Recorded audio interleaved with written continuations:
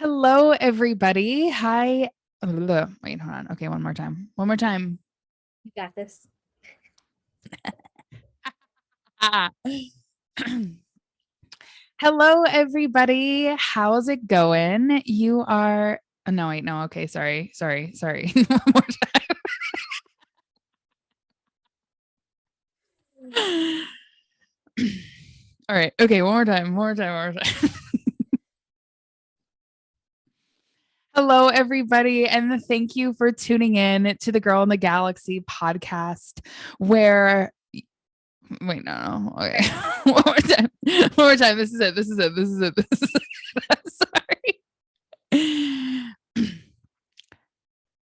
Hello, everybody. Thank you for tuning in to the Girl in the Galaxy podcast, where we break down all of the astrological weather that you need to know for your month ahead.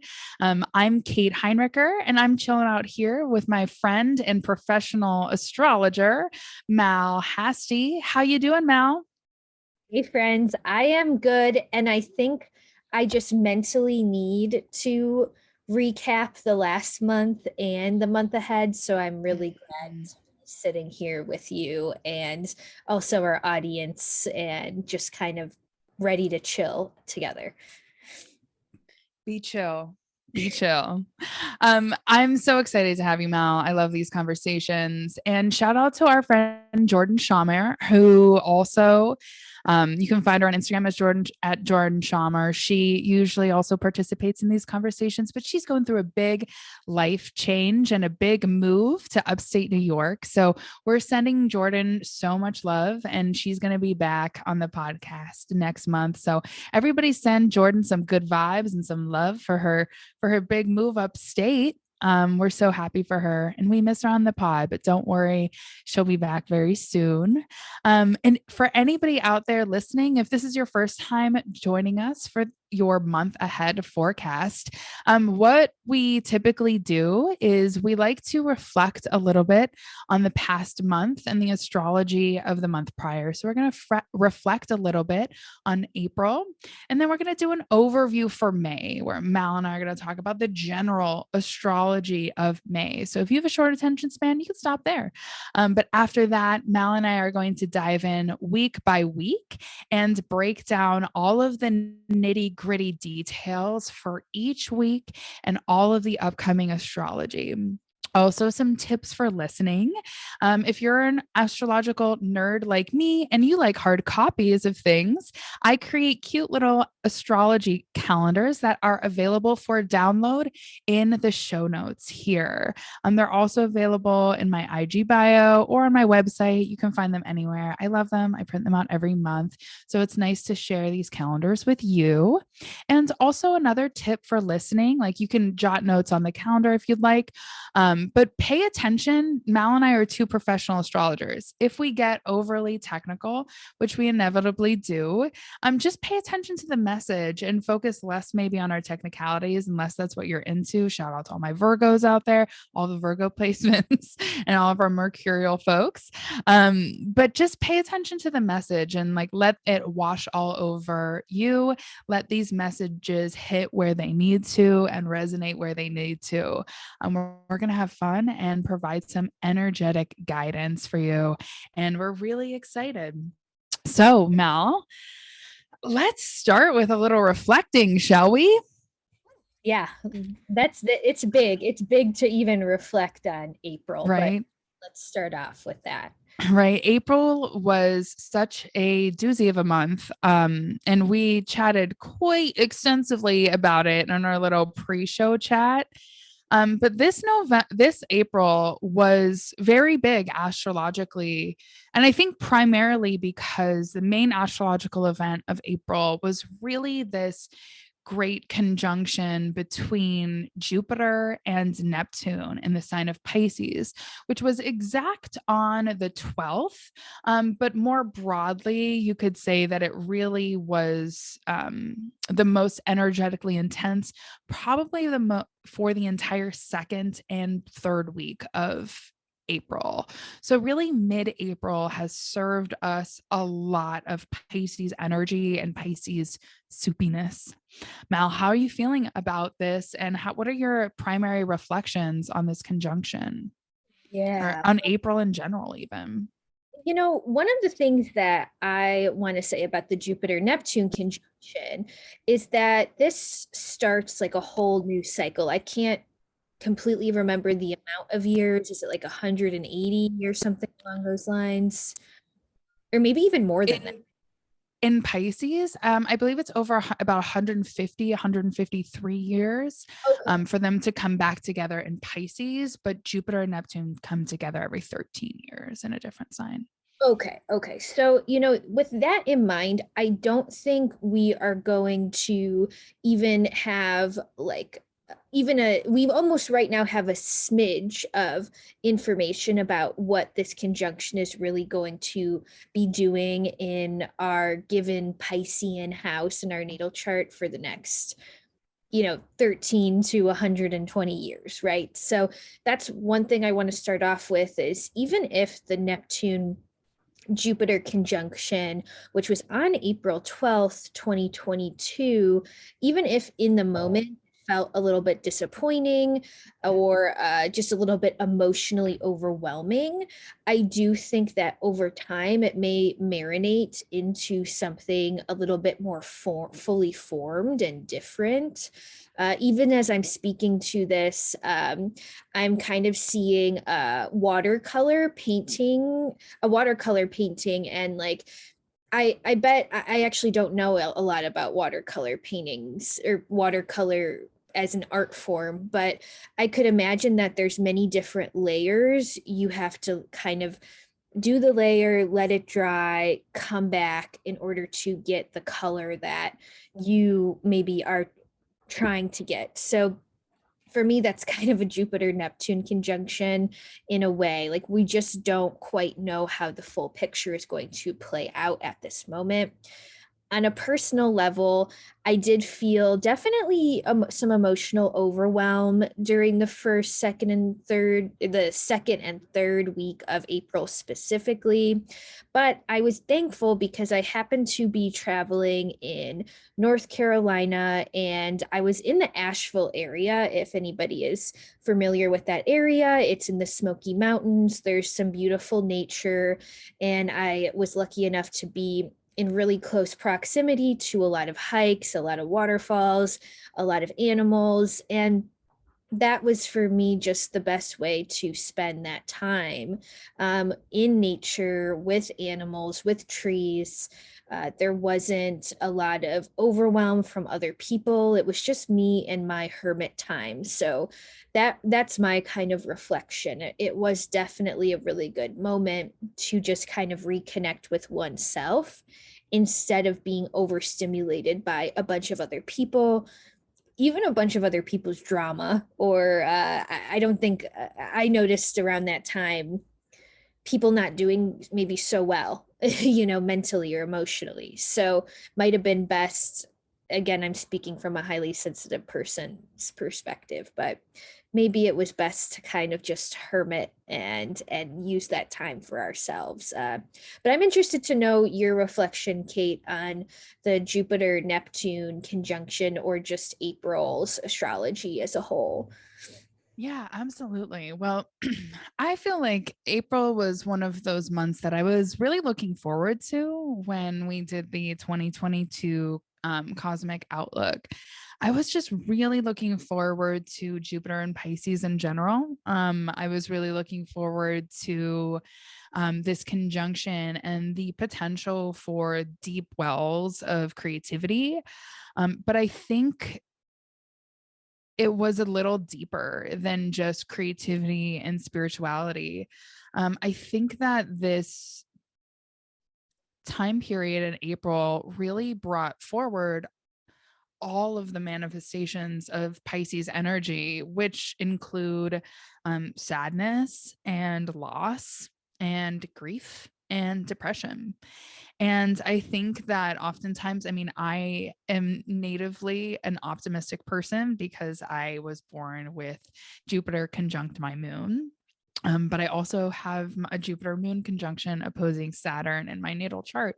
So I really was like looking at April with a lot of hope and optimism, but it kind of leveled out to be pretty neutral in general, because I felt like with big highs came really big lows, which kind of is the nature of our reality in general. But I think that with April, at least on a personal level, it kind of acquainted me again with the realities of loss and grief and the process of washing away what can't come with you, in order for us to move forward and have these fresh starts.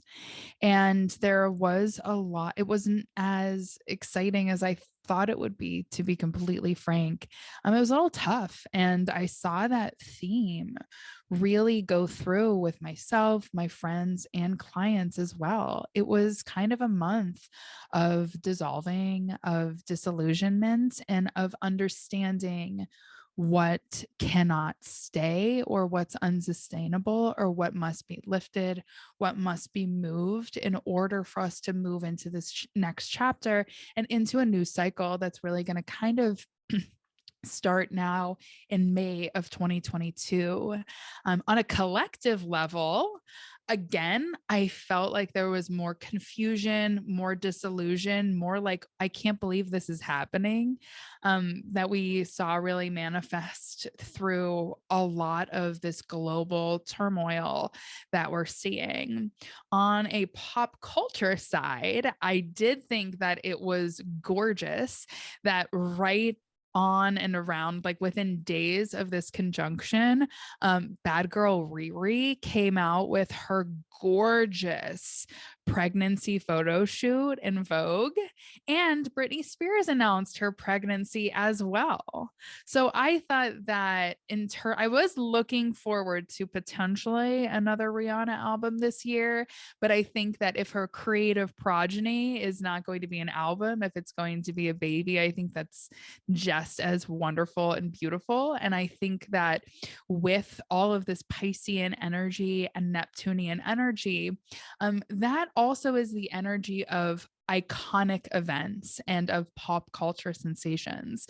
So in the astrology of 2022, I also kind of had my eyes peeled on kind of what cultural iconic moments are going to happen and come forward in April. And I was very satisfied with the delivery of both of the pregnancy announcements, for our girl Brittany, and just for that spread, for Rihanna's spread in Vogue. It was so beautiful. And I'm just so happy that Rihanna is going to have a Taurus baby. I'm like, yes, Taurus, more Taurus energy in this world is just wonderful and lovely. And I thought that that was definitely the bright side of April that I most enjoyed about this conjunction as well, for sure.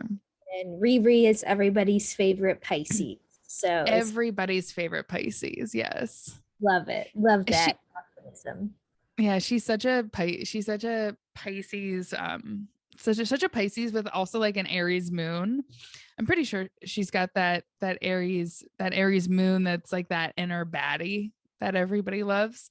I've also gotten really into blind gossip the other day, and I listened to this podcast called Beyond the Blinds about bad girl Riri, and it was amazing. I would highly recommend it. And she's pretty consistent with who she is, like off, like when nobody's watching to when everybody's watching. Like she kind of like doesn't, like she really doesn't care. She's such a badass. I love her so much. I love her so much. Yes, yes, I love her. So it's interesting because like April's kind of focal point was Jupiter, and I would also say May is has that focal point of Jupiter too, although it's way different because Jupiter's about to move into a fire sign. Yes.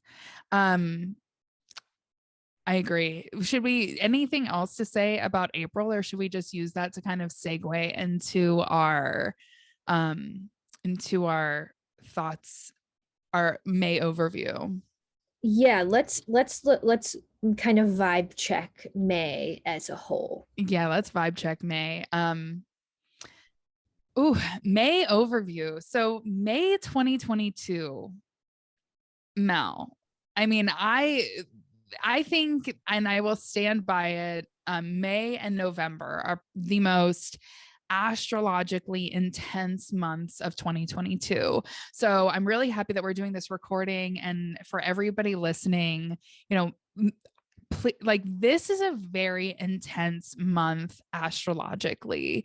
This is really one of the most astrologically intense months of the entire year. On our 2022 astrological guide, Jordan and I rated out of 1 through 5. The astrological intensity for May is a 5. It's just a lot. This month we are in the throes of an eclipse season. Mercury is also going to go retrograde this month, and Jupiter is going to change signs from Pisces into Aries. And Jupiter is going to come together with Mars in the sign of Aries. Mars is also going to connect with Neptune this month. So, like, there's so much going on: eclipses, Mercury retrogrades, outer planetary ingresses. Like, it's a lot of energy to unpack. So bear with us this episode and like get ready because we have a lot to talk about. Do you have any like energetic thoughts, Mal, of like just broad strokes, high level? Like, how are you vibing? How are you feeling into May on the whole? Well, I think in an interesting way, I think May is almost the first time this year where we have this energy of initiation. And Mm-hmm.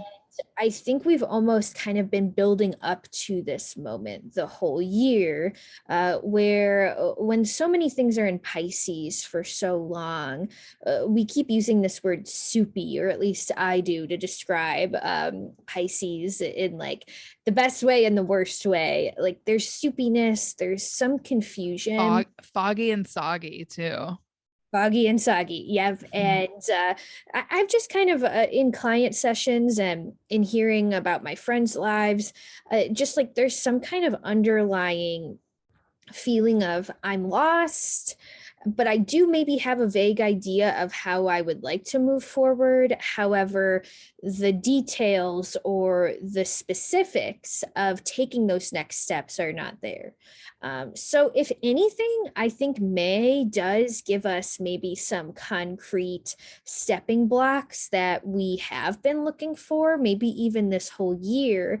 But there's also this need to overcome the fear or overcome our own maybe self-defeating prophecies or our own energy of self-doubt.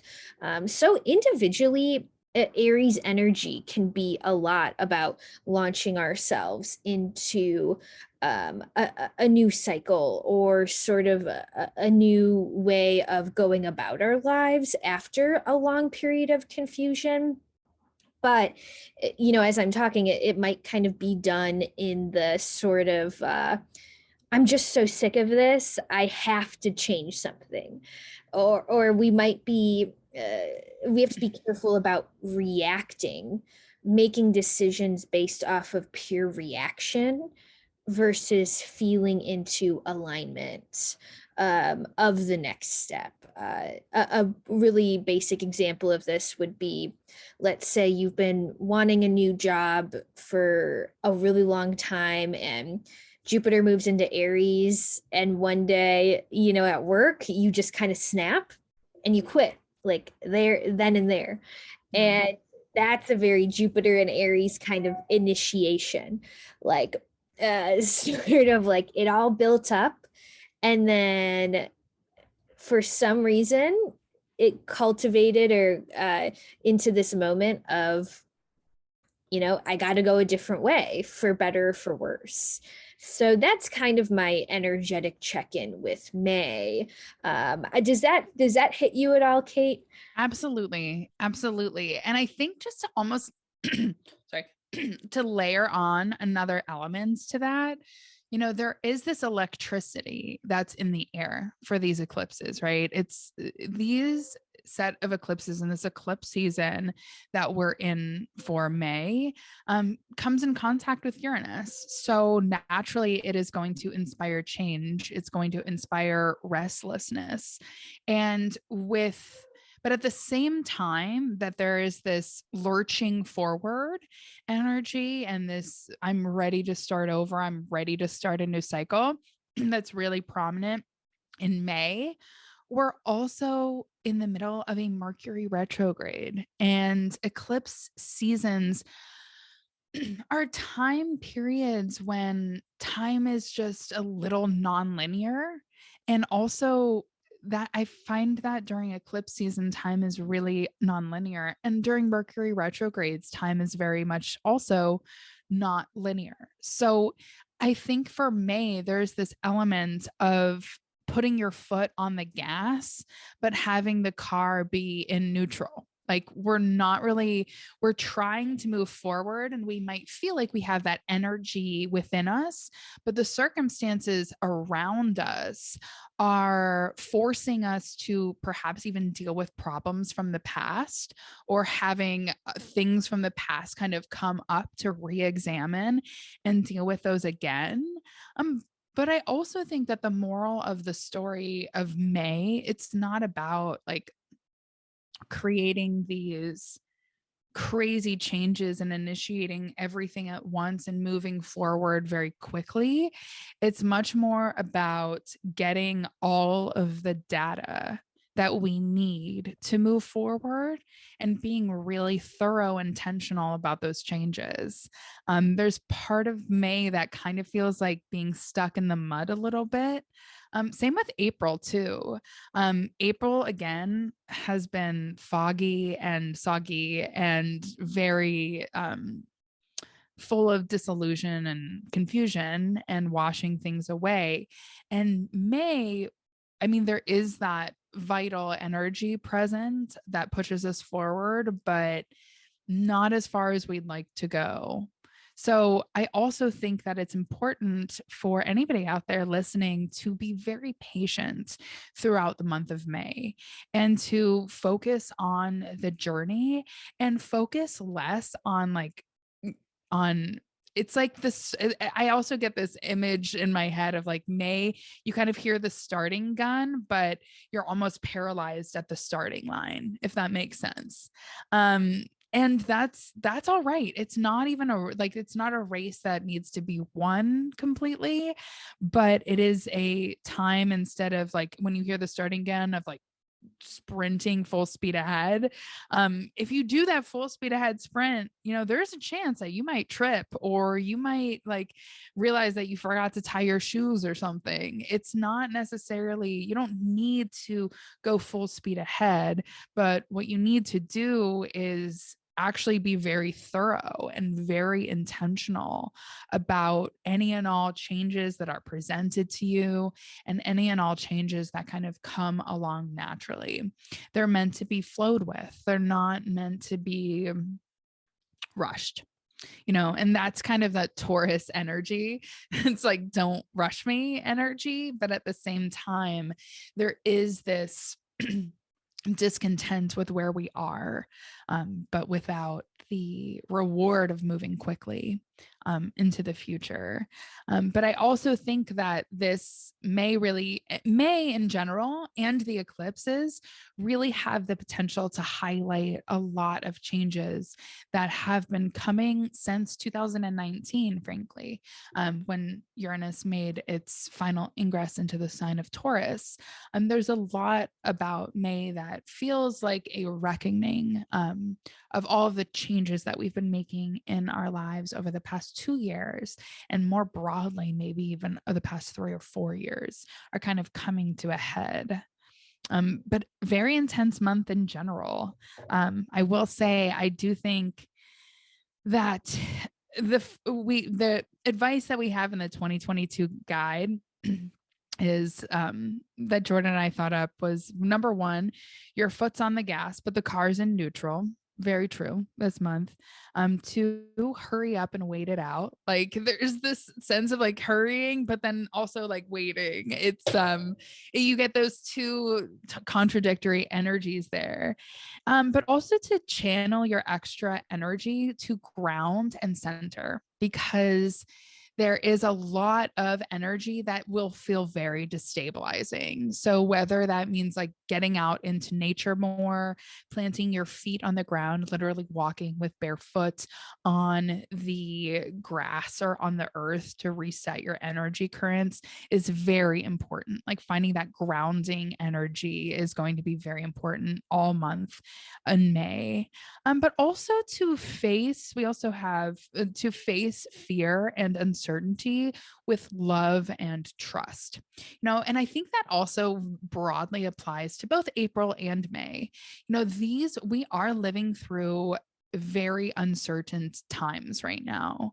And although the energy of 2022 is very different than the energy of 2020 and 2021, it's still not warm, fuzzy, like, yay, everything's going to get back to normal and we're all going to be going back to our regularly scheduled program. I think that 2022 is a time where we're all kind of realizing as a collective that there is no new normal really to go back to. And the one that has returned isn't all, it's not too great. So I think that in general, May will kind of highlight a little bit of the uncertainty that we're still working through in 2022. And sadly, probably is not going to go away very, very soon. So it's about finding comfort in uncertainty and trusting in that process, and kind of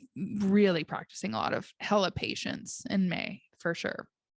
Oh, that is so beautiful. And everything you said almost for me echoed the sort of Gemini Aries sextile, which is Mhm. an aspect we talk about very much. But for our astrology students, sextiles are 60 degrees and they're said to be ruled by Venus. So technically, they're harmonious aspects. And with the sun soon to be moving into Gemini at some point in May. I mean, we're still kind of in the thick of Taurus season, but we'll have eventually a little bit more of that Gemini energy paired with at some point Jupiter, Mars, and Venus in Aries.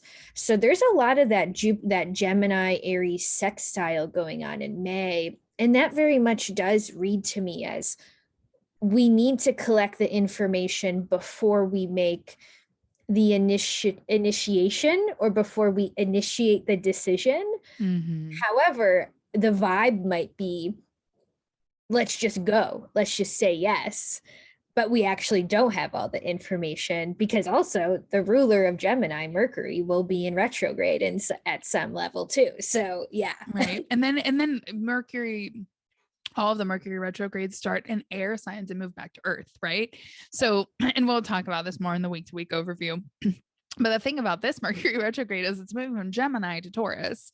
And those are very dramatically different energies. Like Gemini is like, all of the data. I need to read all of the books. I need to read all of the magazines. And like, it's electric. It's a little crazy. It's a little all over the place. And there's no such thing as too much information for Gemini, right? But for Taurus energy, the energy is dramatically different. It's quality over quantity. So I get the energy very strongly for this May, that at the beginning we're collecting all of the information, we're getting all of the data in, and then Mercury moves retrograde, and then Mercury moves retrograde back into Taurus, and then it's like whoa, wait. Which energy, what actually matters? Like, let's get down to brass tacks. Let's slow down and get a more thorough understanding of what we need in order to move forward and to be initiated into this next phase or into this next chapter. Um, yeah. Yeah, absolutely. I will say, May on a global collective level makes me slightly uneasy. And I don't say that to cast fear or to promote an agenda of like fear mongering or anything like that, but just looking objectively at the astrology of May and considering where we are now on a global level with the war in Ukraine and in Eastern Europe. I am very intimidated by the astrology of May and the implications that May will have on our geopolitical world and on global alliances and the future, frankly. I think the energy of May is volatile and rather eruptive, and there is an energy of expecting the unexpected. And with Jupiter moving into Aries this month, Jupiter and Mars in Aries, Aries is the sign of aggression and war and hostility. And I kind of got the heebie jeebies in April when Russia kind of pulled back all of their forces to kind of rework their strategy, because all I could think was they're planning another offensive that will take place when Jupiter moves into Aries, and Aries expands that energy, or Jupiter will expand the energy of Aries, which is more warlike and more domineering and more aggressive.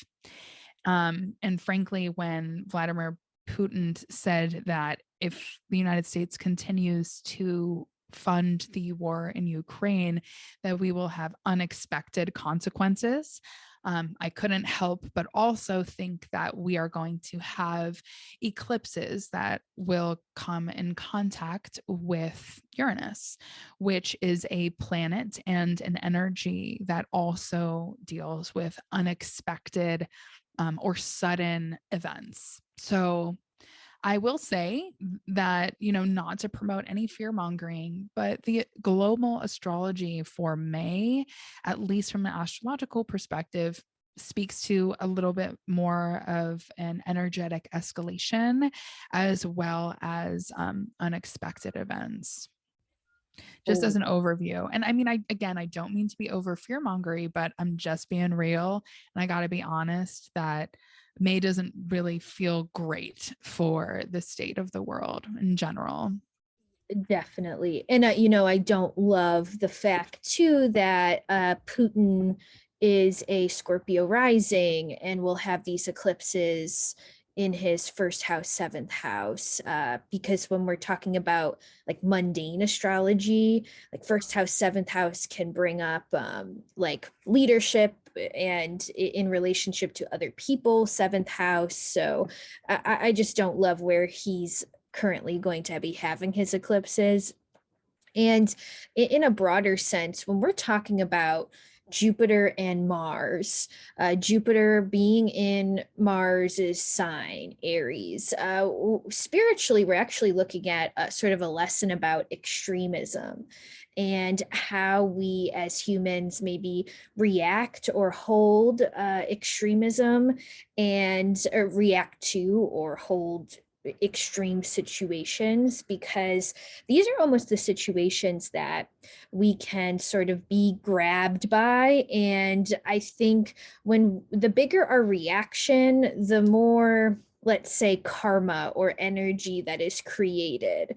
So the more I react to, you know, let's say you're having a bad day and you're talking to me on the phone, and like maybe I get mad at that, and the more I react, oh, Kate's having a bad day, like I don't want to listen to this, the more karma that is created between us and the more things we have to work through later. Whereas the opposite of extremism is neutrality. And there's a time and place to be extreme, and there's a time and place to kind of sink into being neutral. But in general, being neutral does create like sometimes the most room for us to maybe bridge the gap between misunderstandings. So let's say again, you're talking to me on the phone, I can remain neutral about what you're telling me and be a better listener and not create resentment or anger between us, right? So that's also something that feels like a greater spiritual theme of this month, the difference between extremism and neutrality, and how do we get back to neutrality when there is such an extreme energy going on. Yeah, absolutely. I really resonate with that, and I appreciate that. It's hard to be neutral, nowadays, isn't it?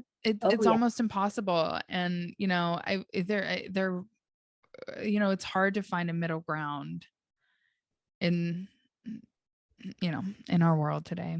And Well, sometimes it's not the best, but it's good to have that, neutralized, calm exterior almost when dealing with right. such volatile energy.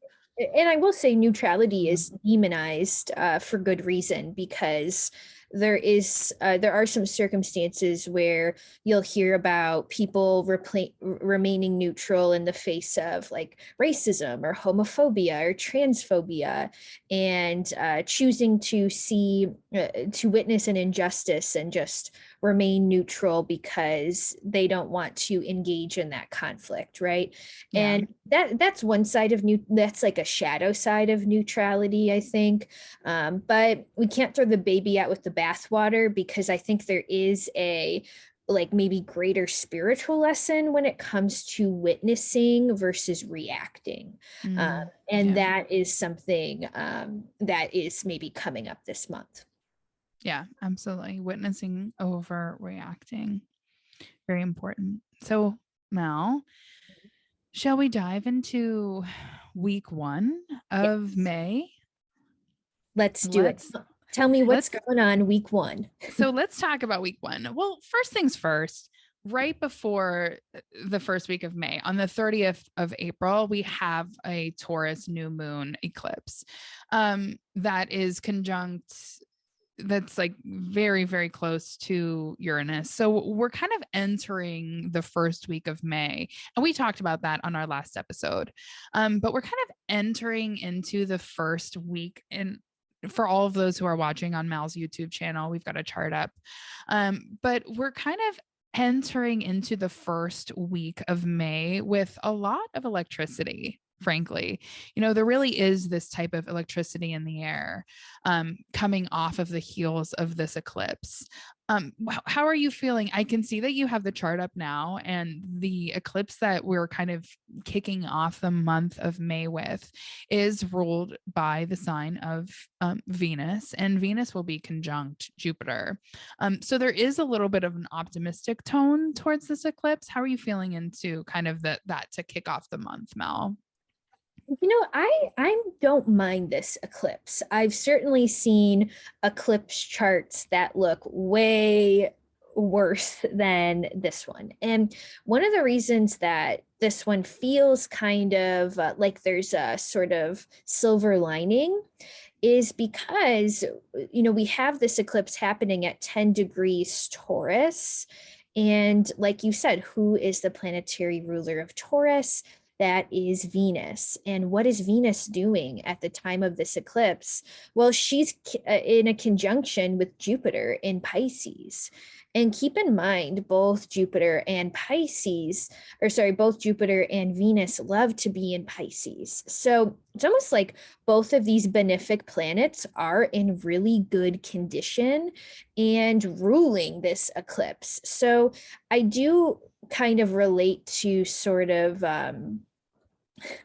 it's so cliche to say, but because eclipses can lead to endings and purgings, this clearly is maybe even an ending that we're relieved or happy about, or something Mm-hmm. that we're even is beneficial to move on from at this moment.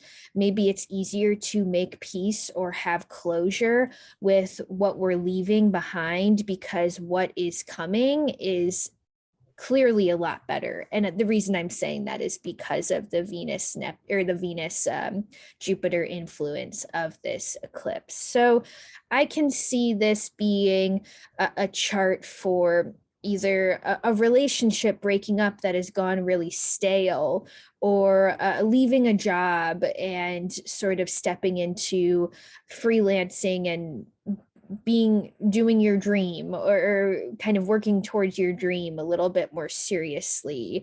In both those examples, although they're a little bit general and cliche, we do see a sort of silver lining in that type of ending. So that's what I'm kind of picking up from this eclipse. Anything that comes to mind for you, Kate? Yeah, I love everything that you've said. And I do think that with this eclipse, there is, I love what you said about endings, because that's the energy of eclipses. Eclipses do a couple of things energetically. I think first and foremost, they have the energy of bookends and starting anew. And anytime planets come in contact with the nodes, which is what an eclipse is, when the sun and moon come into contact with the nodes, it inevitably has to do with the path, with our life path, or even with the, on a broader level, it has to do with the collective path that we all are on as a society and as humankind. On a personal level, eclipses have to do with our life path, with our journey forward. And with the energy of the eclipses in 2022 in general, I'm going to quote Jordan, because I loved this in her newsletter about the eclipses, that a lot of the energy about these eclipses is change or be changed this year. And I think that that's also an important note to kind of add to with these endings comes the opportunity for us to truly change as humans, or even to change our trajectory of the path that we have been on. And if not, circumstances might come around to have us be changed in ways that either might be expected or unexpected.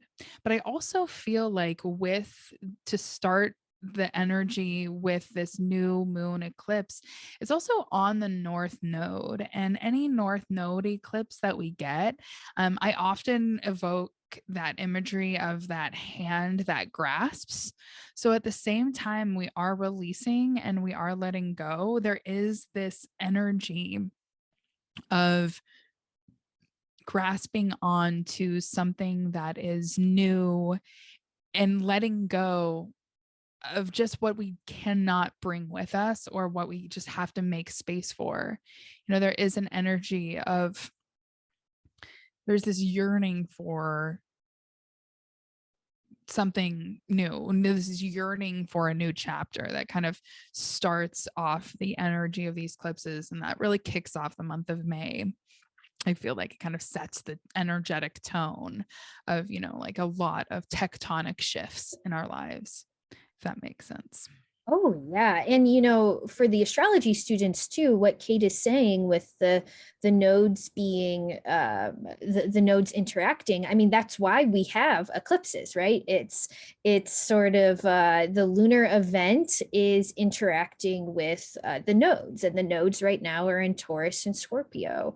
So the greater sort of viewpoint of the eclipses in general are what does the nodal axis in Taurus and Scorpio really mean? And I think although like letting go is sometimes a little bit of a spiritual cliche, it really is relevant what Kate is saying right now, especially with Taurus and Scorpio, their karmic lessons being so much about letting go and knowing when to kind of recycle. There's something of scorpionic about recycling. And composting. I always think of recycling, especially composting with Scorpio, because Yeah. Scorpio is like the manure, it is the byproduct. It is all of that what we've discarded that actually creates fertile soil. Yes, exactly. So there's a big letting go kind Mm. of thing, death card in the tarot going on with our nodes in Taurus and Scorpio right now. Yeah, absolutely. I always think of the Taurus Scorpio axis as associated with hoarding as well. And I think that this 2022 is the year of anti hoarding, and that is going to be the most prevalent in May and November, especially. The energy that calls us to stop hoarding physical possessions, psychological baggage, all of that is going to be under review. And that this first eclipse on April 30th really sets the tone for the rest of the month of May. Absolutely. Mm-hmm. So, to come off the heels of this eclipse, then we start the month of May, the day after this eclipse. And May kind of starts with a pretty significant shift. Venus will move into Aries on May 2nd to really start the month. And, you know, poor Venus. Venus to start the year of 2020 was in this very intense retrograde cycle, coming into contact with Pluto, coming into contact with Mars. Then Venus was besieged in March, and then Venus moved into Pisces in April, and that was a little nicer. And now in May, Venus is back in detriment, and being a planet being in detriment doesn't necessarily have to be detrimental, but it is just a little more difficult for our beautiful planet of Venus that also kind of sets the tone of this very catalytic month. Mal, what are your thoughts on Venus and Aries to kick off the month of May, and that really sets the tone for the first week in May? I gotta say, I do love a good planet in detriment, and Venus in detriment in Aries is one of my favorite combinations. Really? I love that take. I love Yeah, that hot take. maybe it is because I myself am natally a Venus in Capricorn, so like maybe I don't have the most sort of exalted Venus in my own chart, so I might maybe naturally relate to sort of a more gritty Venus. Like I'm Mm. not me, and you being a Taurus may not relate to this in a lot of ways, but for me, sometimes this sort of process of looking cute or making things aesthetically pleasing, or even making sure everybody's happy. Is it something that I can do? Yes. But is it something I have patience for? Sometimes no. Is it something that I enjoy? Not really. So there's something about Venus and Aries. It's almost like the Venus is not in the mood to aesthetically organize the house in a beautiful way. Venus is not in the mood to wear a beautiful outfit with some sexy perfume and please everybody in the room and make a great appetizer for her cocktail party. Okay, so when Venus is in Aries, it almost is a little bit of this like sacred selfishness, which I actually love. I think the connotation of the word selfish never feels great, but when we think about it, Venus and Aries kind of gives us permission to make decisions that are truly right for us, and not to fear judgment of others, or to not fear. Sometimes we don't make decisions because we're afraid of, well, what is it going to do to that person? Or what is that person going to say? Or, well, I can't do this because my roommate is going, like sometimes we're almost overly sort of conscientious, I guess, of other people. And I'm not saying Venus and Aries is a great time to act like an asshole to your roommate, but I just think it's a good time to sometimes really give yourself permission to make the decisions that are best for you, and maybe to take some energy away from worrying about if your decisions are completely harmonized with everything, and just sort of go with what makes you feel good. So that's my take on Venus and Aries. Yeah. You, any listeners could certainly disagree, or if you have a different take, comment below in the YouTube comments. I'd love to hear it. But how are you feeling about Venus and Aries? I'm just nervous about it on a global level, honestly. True. It makes compromise a lot more difficult.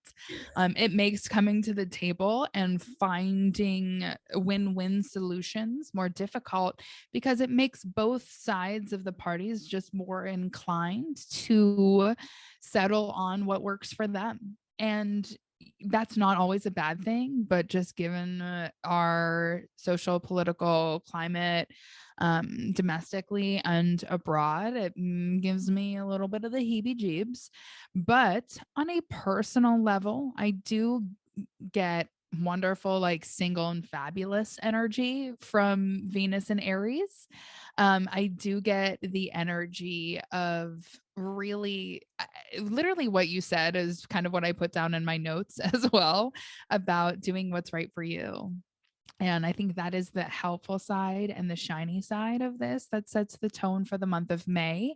Especially this first week, we'll really be feeling the need to understand what our values are. Like, this helps us understand what are the values that we have that we cannot compromise, and how do we live by those said values that aren't worth compromising. I also think that on the bright side of this transit, this will help kind of light a little bit of a creative fire under our butts for the month of May. I think that the energy of Venus in Pisces was very dreamy and ethereal, and it was not concrete. Like, there was no concretization of the ideas that we may have had, or the visions that we had in April are not, it was just an idea, just a thought, just an idea, just a dream. But as May rolls around and Venus moves into Aries, it is more of a month of, how do I bring these dreams to life? How do I bring these images to life? How do I take what is just an idea or just a thought bubble and actually bring it into being and bring it into this world? How do I manifest my dreams? I think that is the bright side of this transit, and a lot of the energy that we're going to get this first week of May, of like, how do I manifest these visions that I've been having for my life and the changes that I would like to make in my life? Now, granted, it's not all going to lurch forward and be incredibly fruitful immediately, but this is a tone for the month of May of really being able to consider how to bring all of that into existence and birth that into the world. Yeah, I like that, Kate. And maybe one pop culture reference that will hit our Sex in the City fans with Venus and Aries. But there's like this Sex in the City episode where Samantha is, or maybe it's, I don't know if it's in the Sex in the City movie, or if it's Sex in the City, one of the last seasons maybe, and she's breaking up with is it Smith Jared? Yeah, that's the movie. It's the Okay, movie. this is the movie, and It's she the movie. says, End of the movie. I love you, but I love me more." Mm-hmm. That's a Venus and Aries moment right there. Exactly. Venus and Aries moment. I love you, but I love me more. And she couldn't even buy herself the ring that she wanted to buy. Right, exactly. The That's also Venus and Aries. Like, I wanted to buy myself that really expensive ring, and you took that away from me. Very Venus and Aries energy right there. Being able to treat yourself, also very, very Venus and Aries. Also, the first week to kind of move forward, there's also another outer planetary aspect the first week of May. And when two outer planets kind of come into contact with each other, I don't think it's as impactful like on a personal level, but I do think that it does set a little bit of a collective tone. So just after Venus moves into Aries on Tuesday, Jupiter in Pisces will be in a little sextile with Pluto in Capricorn. Do you have any thoughts on this little sextile kiss between Jupiter and Pluto and what that might mean collectively, Mal? What are your thoughts? What's your take on that one?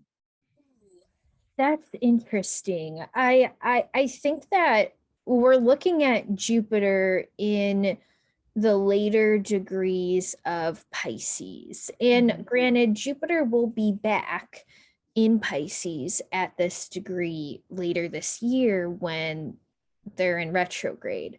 But I just kind of wonder about maybe this is a sort of helping hand when it comes to some of the global crises that are sort of blossoming this month. I don't know if blossoming is the right word, but maybe coming to a peak. I wonder if this is a little bit of a transformational energy. And I wonder if this actually might give Jupiter and Pisces a little bit more grit and gumption to move forward. That's what I kind of get. Yeah, you know what I get with this energy? I get a lot of collective, the potential for us to kind of collectively get on the same page about something. But at the same time that happens, I also get a lot of performative, just performative action and like performative activism is kind of what I get from this.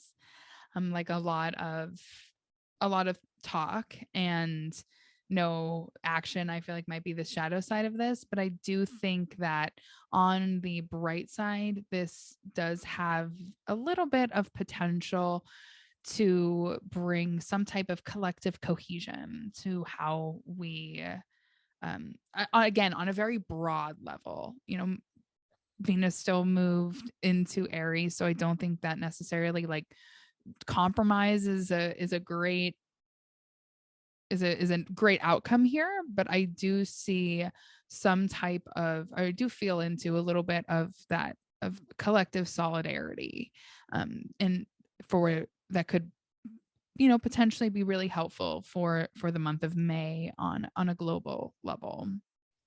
Totally. And I'm noticing too on this day, there's actually a lot of sextiles. I Mm-hmm. think the most significant, obviously, is the Jupiter Pluto sextile, but we also have a Mercury Venus sextile and a Mars Sun sextile.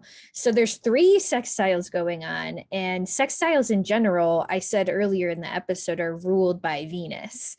And like you said, Venus is in Aries right now. So it's like, okay, well, Venus isn't in the greatest condition, but we do have this sextile energy. So there's something here about, like you said, like maybe there is some kind of harmony or compromise happening. It might not be both sides walking away happy or feeling like they got what they want, but something's being worked out, I think. Yeah, there is, and it's all week. It's the first week of May. It's the first week. It's all very strong. Very, very strong sextile energy the first week of May. I also think it's worth mentioning that on that Thursday, the first week of May, the sun will come together with Uranus on Thursday, May 5th. And I really, and if we look at this broadly, kind of over the weekend, the sun will come together with Uranus, and then Venus will be sextile Mercury, and then the sun in Taurus will be sextile Mars and Pisces. So there is this energy, I feel like, for the first weekend and the end of the first week in May that really delivers us a lot of, I think it's energizing. I think it's a really great time for, honestly, to socialize and to experience the ideas from multiple perspectives. I find that, that's the Uranian energy as well. It's this electric community building that I kind of get for this energy, and the ability to almost have a little bit of harmony and cohesion throughout this really electric process that really pushes us towards movement and that really breaks up a lot of calcification. I feel like there's a lot of electric energy throughout communities and groups kind of coming forward very strongly in May. I love that advice. That resonates with me on an intuitive level. Like, if you got a problem, maybe talk about it with others, not in like a gossipy way, but almost in Mhm. a way of like collaboration. This Exactly. this Yeah. isn't the week to hermit and try to figure it out all yourself. Collaborate. Absolutely. And I think through that there's just so many more options, so much more potential there, with collaboration, with partnerships, and just through inspired action. I think that this is a really strong time to kind of reach for that inspired or aspirational action, really, this first weekend of May. I do like the astrology this first weekend of May, although the astrology of May is a little dicey. I do enjoy that. I actually enjoy the astrology of the weekends in May a little bit more than the energy we get during the weeks. So hopefully, if there's like a lot of intensity during the week, then we will get a little bit of relief on the weekends in May. Yeah, I like that. And we maybe get a little bit of recovery in between the eclipses. Because if our eclipses are Mm, April 30th and I think maybe May 14th, it seems like there's some reprieve in between here. yeah, definitely. Absolutely. Um, Yeah, so let's move on to the second week of May. Anything else to add for this kind of first week of May? That feels good. The Yeah. one thing I'll say is that I actually really enjoy when the sun is conjunct Uranus. This is Mm, an aspect that, well, we have it once a year. And since 2018, we've been having the sun Uranus conjunction in Taurus. So I look forward to this. I like this as a sort of breakthrough kind of moment. It's a great moment if you are familiar with the tarot. Uranus is the fool in the tarot, and the fool kind of rules over new beginnings, new patterns, just new paths. So I don't I definitely look forward to this conjunction. Maybe not collectively, but individually, I think there's some breakthrough, new idea kind of energy coming in. I agree. I think that the first week of May is probably my favorite week of May in general. It's a Yes. bold statement, but astrologically, I think the astrology is the nicest this first week for sure. Yes. And the second week I get a little it's not bad, but it is very intense astrologically the second week of May, roughly from the 9th to the 15th of May. To start the week, on Tuesday, May 10th, Jupiter will move into the sign of Aries on the same day that Mercury stations retrograde in the sign of Gemini. And these are two completely opposite and completely contradictory energies. Jupiter in Aries is energy that is full of inspiration, that says go, go, go. But Mercury retrograde says slow down, time is working differently. It's not linear, we're not moving from A to B.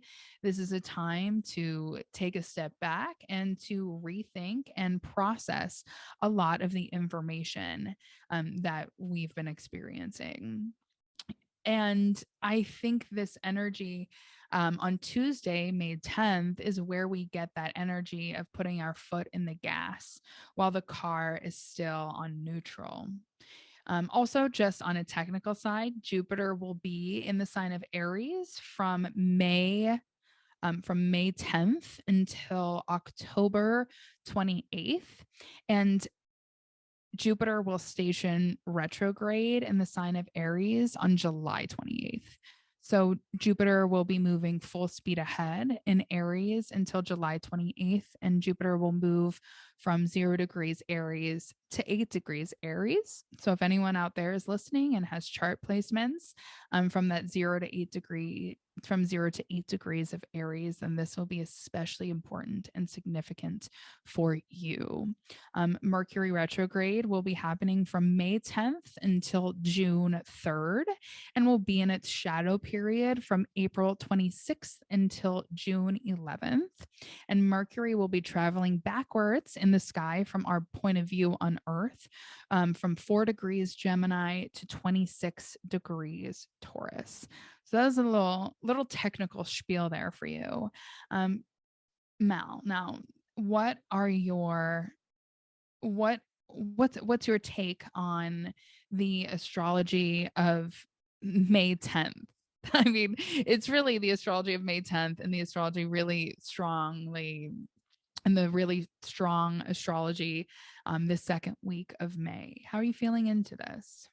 Yeah, I actually didn't realize until this moment that the day Jupiter ingresses into Aries, we also have the stationing Mercury retrograde, which you're right That's is wild. very quite a conundrum. I'm actually thinking about just the sort of almost it's such a karmic thing to have a planet crossing over from 29 degrees Pisces into the 1st degree of Aries. It really is. And any movement from a planet, from a water sign into a fire sign, especially an outer planet, is extremely karmic and extremely powerful on a collective level. I'm sorry to interrupt you, but I just have to say this.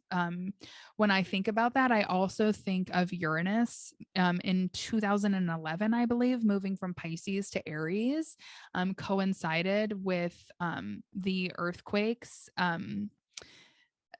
the the earthquakes at the nuclear power plant in the earthquakes at the nuclear power plant in Japan. And I'm struggling to remember.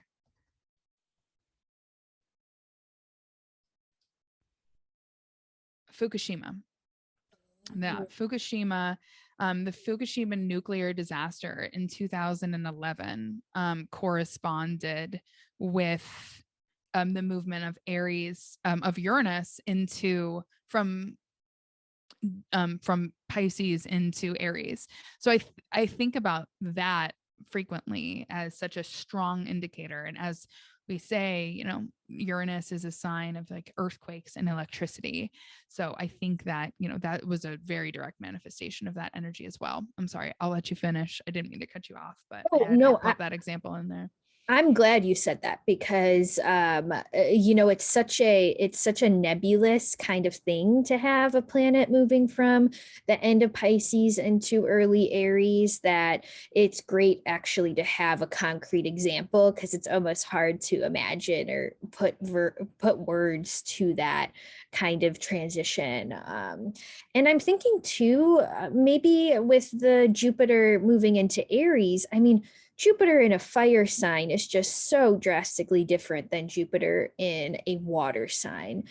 Jupiter, as we've talked about, Jupiter in a fire sign, especially in Aries, wants to initiate, wants to move forward.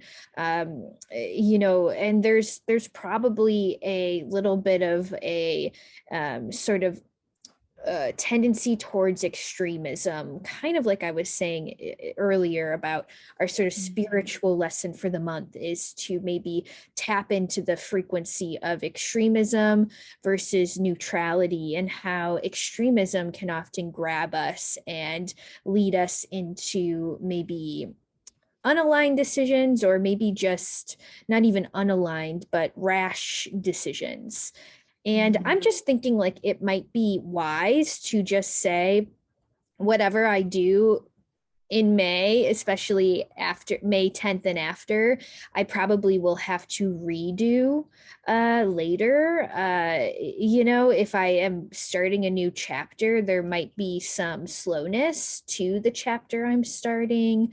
But something I wanted to read here is something I thought of was there's I have this book of Zen cons, and a Zen con is just like kind of like a little bit of like a Buddhist saying or story, and it's really short. And there's this little story I'm about to read is about a monk teaching their student Tozan about cold and heat. So and I think it does relate to the extremism sometimes of Jupiter and Aries, but I'll read it here. A monk asked Tozan, "How can we escape the cold and heat?" Tozan replied, "Why not go where there is no cold or heat?" "Is there such a place?" the monk asked. Tozan commented, "When cold, be thoroughly cold. When hot, be hot through and through." Okay, and this is the sort of explanation of this story. Heat and cold cause discomfort. They represent troubles in life. When troubles arise, what should one do? If one can escape, fine, but many of life's problems cannot be escaped. Where is the place of no trouble? Zen says, become one with trouble. When the day is hot, don't cry, oh hot, what shall I do? Take the heat and be it instead of complaining or trying to escape it. Whatever it is, if we become totally one with it, we become the master of it instead of the victim. So I just thought of that in this moment, that there's some kind of wisdom with that and Jupiter's ingress into Aries. It might be easy to want to make a rash decision to escape some sort of suffering, but also there is this kind of moment of, if you're hot, be hot. If you're cold, be cold. Maybe there is some wisdom in remaining with the suffering, quote unquote, and seeing what it has to reveal. So that's my ninth house moment of this I podcast. love your ninth house book moments on the podcast, Mel. It's my favorite. I feel like one of your students, like, ooh, teach me with your ninth house sun and Saturn and moon. Or yeah, no, you've got that right. wow. Yeah.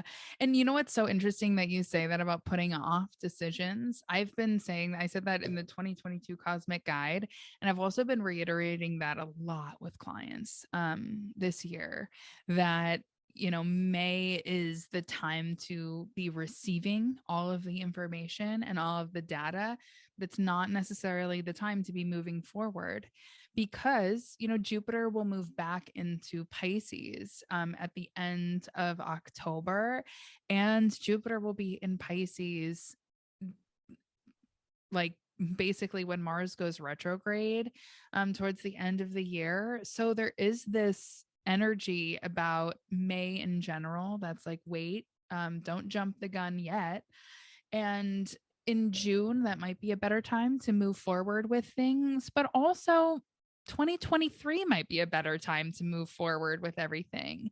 This could be the time to be getting those ideas, to take that lightning and put the lightning in a bottle and then to move forward in 2023 when honestly we're clear of the Mars retrograde that's happening at the end of the year as well. That also gives me the heebie jeebs. But I agree with you on that it's not, yeah, it's not necessarily the time to push forward with all of our decisions. And I love that quote about sitting with our discomfort and not just making these hasty decisions. The other energy that I get really strongly from Jupiter in Aries is beginner's luck, and doing something and being successful at it the first time doesn't necessarily guarantee like long-term success all the time. So it is important to take any beginner's luck with a grain of salt and to really be learning from those experiences, instead of take that as, oh, this is how it's always going to be, because the tonal shift and the energy will change dramatically, and whatever happens in May is going to be coming back around in November. Almost, I might say just as strongly, if not even more intensely in November. So, really, whatever is happening around this time and in May, just take it with a grain of salt, and really being the teacher and sitting with those experiences is very important. Yeah, that makes a lot of sense. One more thing I'll say about Jupiter and Aries, because even though we're talking about mundane astrology, I do think sometimes it's kind of worthwhile to mention maybe a person that has Jupiter and Aries and what we can learn from them. And I just Mhm. found this out that today that Jupiter, so Shirley Temple was actually a Sagittarius rising ruled by Jupiter in Aries in her fifth Oh my house. gosh, I love that. Right. And like she Wow. in the fifth house, right? So, fifth house being children and creativity. And what is she known for? Like, she was pretty much the first iconic childhood star that was on TV. And, she's known for like singing and dancing and, being in show business or whatever. But there's also something very, it's almost childlike in the Aries sense that she is a childhood star. It's almost like she's frozen in time and is only known for like the things she did in childhood, and then after that we kind of lose track of like I mean, I don't know what she did for the rest of her life. I could probably look it up, but there's just something there about Jupiter and Aries, like you said, beginner's luck or a childlike wonder kind of takes us somewhere and like kind of maybe helps us somehow. But then maybe that energy fizzles out later because it was so powerful in the beginning. Absolutely. That's so Jupiterian. Mhm. um, oh, that's so Jupiterian. I always think about that and how, never mind. I'm gonna get too sidetracked if I bring that up. I was gonna say how like really strong Jupiterian energy also I find very associated with pop stars in general. Like so many pop stars are Sagittariuses. It's insane. Like Britney, Christina, Taylor, Billie, like the list goes on and on. And there is this element of like shining bright fast and then fizzling out. Like that's very serious with like strong Jupiterian energy. And with Jupiter in a fire sign, I get that very strongly. Even the sense of like starting something in May and burning out by October and then coming back to it in 2023, I think is also like a very strong vibe that I get for this Jupiter and Aries time period. Oh, LOL. Yeah, like you like write a whole book this summer and then Mars goes retrograde and you like are like, I can't even look at this anymore. And you No. like like I can't even read this. Like that Yes.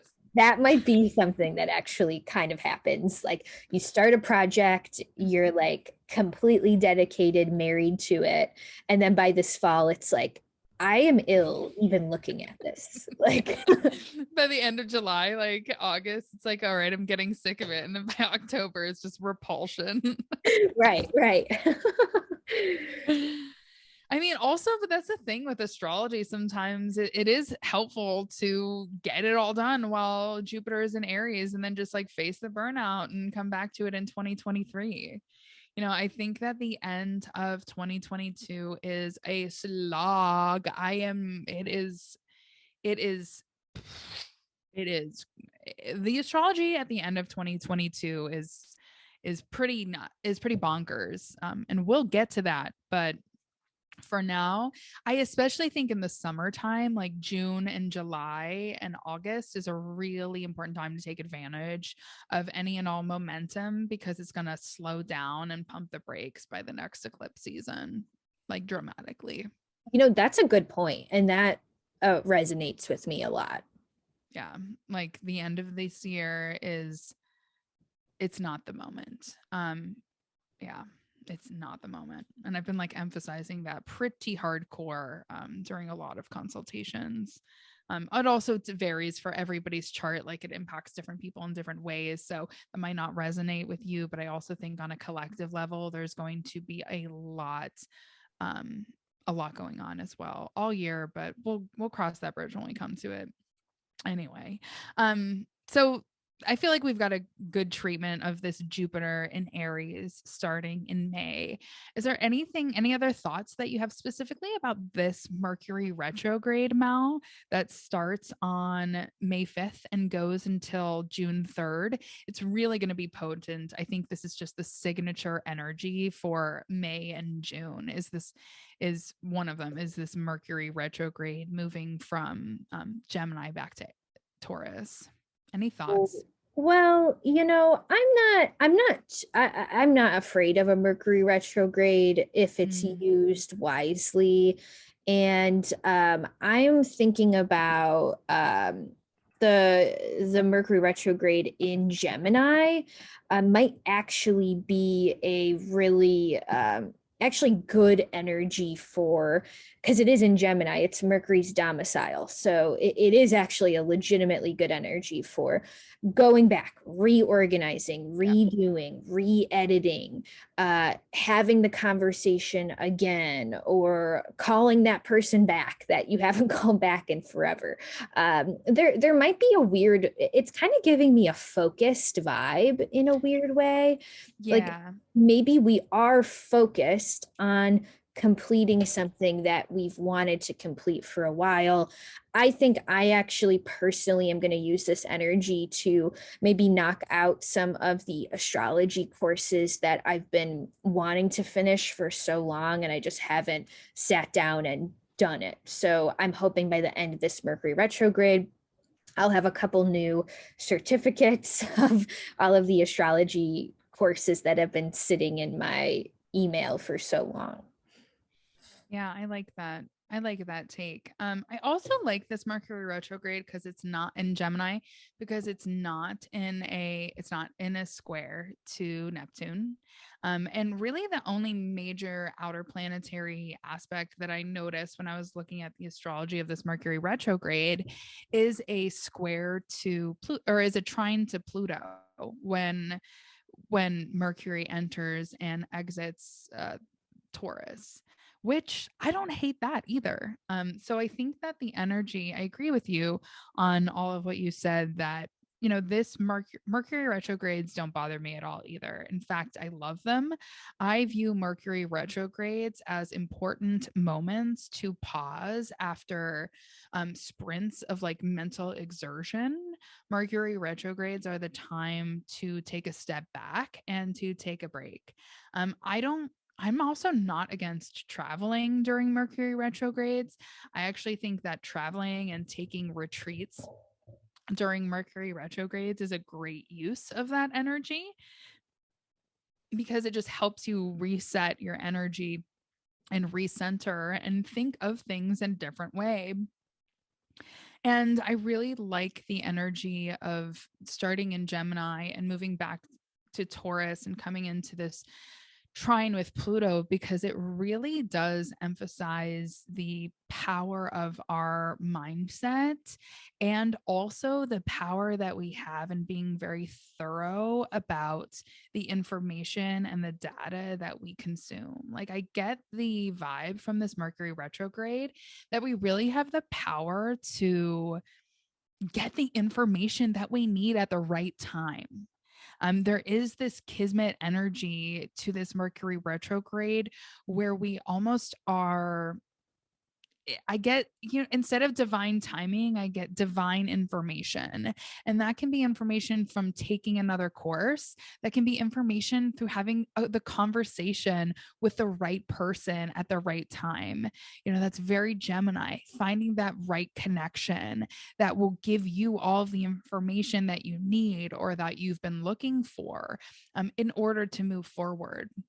That's the thing about Mercury and Gemini. It's like data overload. But then in moving back to Taurus, there's this very grounding energy about the information that we've been consuming that almost helps us discern and be very intentional about the potential chaos of a Mercury retrograde in Gemini. This is a great time to be really again, being thorough about the information that you consume, but also to understand the power and potential of and trusting the information that you're getting being at just the right place at the right time, and talking to that right person. Again, I think that this also it's just important to emphasize that with the eclipses during a Mercury retrograde time period, I do think that it does have the potential to reintroduce themes or experiences from the past that we might not have dealt with, and kind of like bring things back up, like, oh, I thought this was resolved, but it's not. Or like, so I think it's important through this Mercury retrograde time period to just get very curious about what is happening in our lives and understanding what needs to be dealt with that we didn't know that we were even ignoring, if that makes sense. And to be really patient with that process when old problems might come back up into our experience. But again, the Mercury of it all, it's so important to get curious instead of getting like judgmental, and asking why instead of demanding all of the answers. It's more important to be asking more questions than necessarily demanding all of the answers. It's kind of how I'm really feeling into this Mercury retrograde. I also feel like this Mercury retrograde is a major reframe. I really think that it has the potential to completely reframe our approach and our way of thinking, just because it's acting in conjunction with all this other astrology that's going on. I think that it could be a really important pivoting moment of saying, wait, I was approaching this all wrong, or I had the wrong mindset, or I was thinking about this in a completely different way. I think that this May is just really going to be such a wild reframe on many levels, and going to really leave us changed. I've kind of been looking forward to May for this exact reason. And I think that who we are as people and where we are in our lives coming out of May is going to be very important. And I think that who we are and where we are and what our circumstances are coming out of May will feel like this is 2022 for me. Does that make sense? I feel that a lot. I think there's something about, well, even how April and May are going to, I think we all had some kind of information revealed to us in April. And however that information continues to be revealed to us in May, I think our paths are changing in a significant way. And by the end of May, by the end of this like eclipse season, and by the time Mercury stations direct, like there is something very very like, okay, the path, I have the path now, and now what do I do with it? Yeah, absolutely. So I mean, that was a lot for the second week of May. Anything else to add, or shall we move on to the weekend and week 3 of May? Let's move on to week 3. But first, wait, actually, before we dive in, anything to say about Sun Square Saturn? Oh, okay, that's on Sunday, the 15th. okay, Sunday the 15th. Okay, cool. Is this considered week 3 or week 2? Week 2. 15th is week 2. Okay. Still, and then the 16th is the next week. Yeah, that's the only thing that I feel like is a little ouchy, but Yeah, the thing about this sun square to Saturn is it's kind of like happening right before that eclipse, our other eclipse in yes, Scorpio. So we could even say that the eclipse in Scorpio is forming square stuff. Yeah, a T square with Saturn, it and is. this has a totally different vibe than our Taurus eclipse on the 30th. Yeah. This eclipse feels a lot more ouchy. If you can maybe give yourself a little bit of like emotional health day where you want to take a break from the world and just kind of be with yourself, I think that would be well advised. The reason I say that is because when Saturn and the sun and the moon are all sort of squaring each other. I mean, Saturn is a little bit more of like a melancholic kind of vibe. And keep in mind, this is all happening in fixed energy. And sometimes at its worst, fixed energy makes us feel really stuck.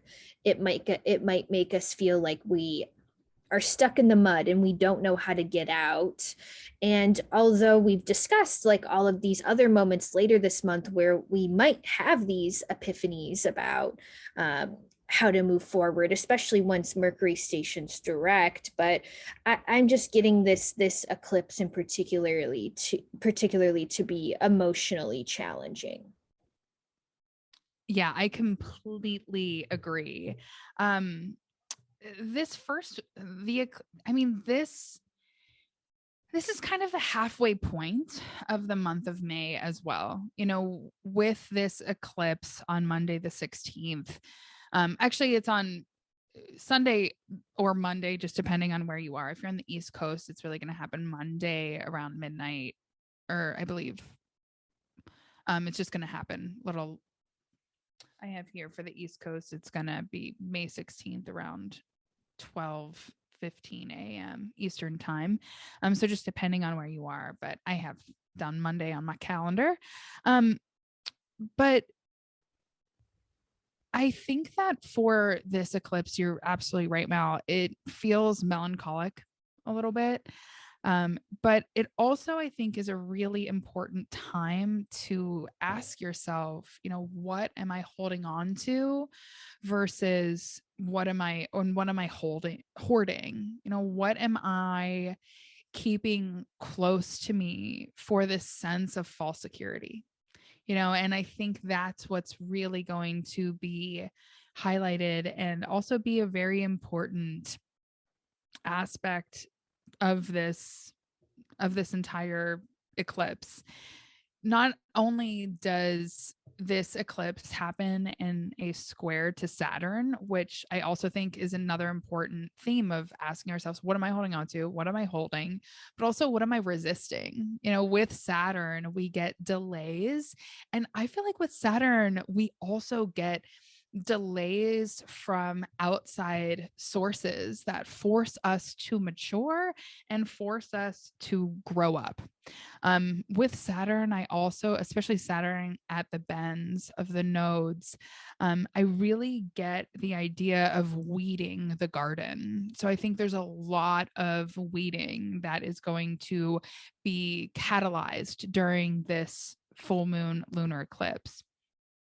There is an energy with this that is a little harsh, but there's also an energy that is a little bit of like a spoonful of sugar helps the medicine go down, because it's going to be the south node and the moon are going to be in a trine with Neptune. I forget, if you're watching the video of this, you could probably see that Mars and Neptune are going to be in a little bit of a trine with the moon and the south node as well. So with this kind of harsh weeding the energy, like weeding the garden type of energy, with like a harsh message or a confrontation with with a stark reality or with a delay, there also is this energy of like massive creative expansion, with a trine from the ruler of this eclipse. It also, I think it just amplifies the intensity of the energy of this eclipse, but it also is a helpful energy in helping us wipe the slate clean. That's really kind of the energy that I felt very strongly from all of this Piscean energy, and especially from Mars in Pisces. There is this washing away in order to be reborn and in order to start anew. So with this energy and with this eclipse, I get those two dualistic energies. One of like weeding and this, like, what am I holding on to? What do I have to let go of, even if it kind of is a little prickly? But then also a helpful energy of a wave that comes over us and kind of soothes a little bit of those nerves or those anxieties about moving forward. And the tension is almost met with a little bit of soothingness from spirit, really, honestly, coming from this eclipse. That's a lot of the energy that I get from this eclipse to start the third week of May. Mm. Yeah, that's really insightful, Kate.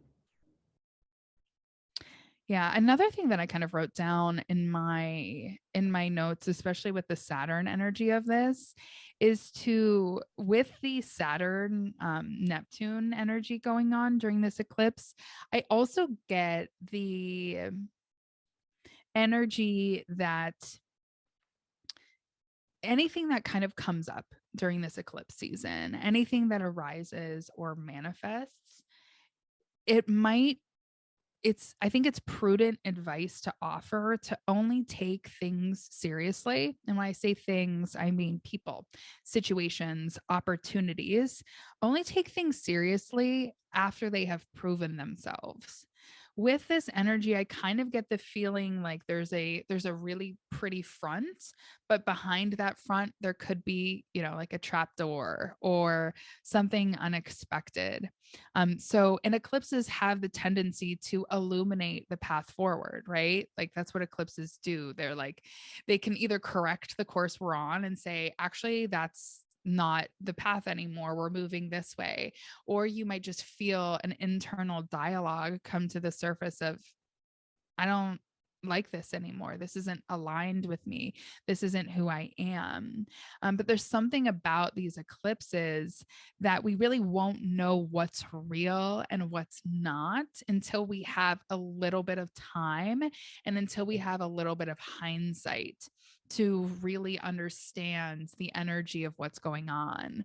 So I think it's important to, with these eclipses throughout May and specifically the third week of May, to just take everything with a grain of salt and to keep a sober mind about anything that kind of comes up.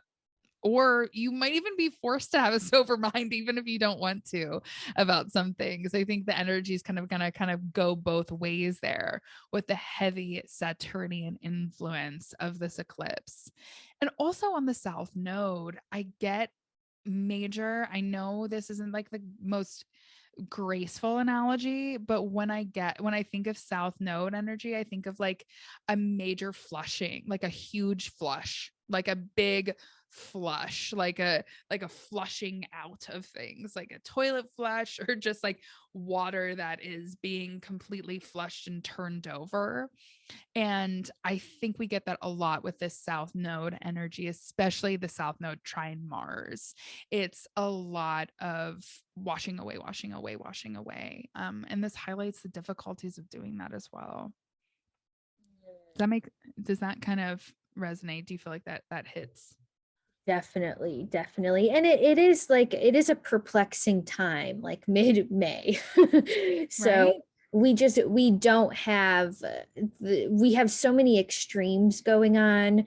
We don't have a balancing force right now. So it's easy to be taken off balance by our external kind of situations or people on the outside. And that's actually one of the worst parts of eclipse season. Like, and that's probably maybe our spiritual lesson or like practice, during eclipse Yeah. season.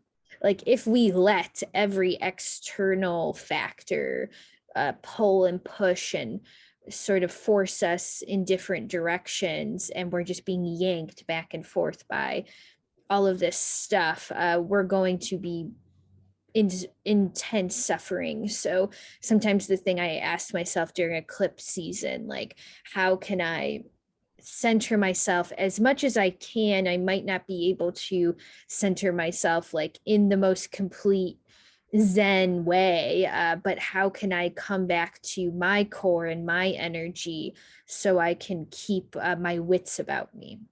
Mhm. Absolutely. I also feel like these eclipses, this eclipse specifically in the middle of the month, and when we hit mid-May, I just think there's going to be a lot. I just get the sense, especially from the astrology, that there is this culmination of I don't know how to say it. There's this culmination of restless energy on a collective level.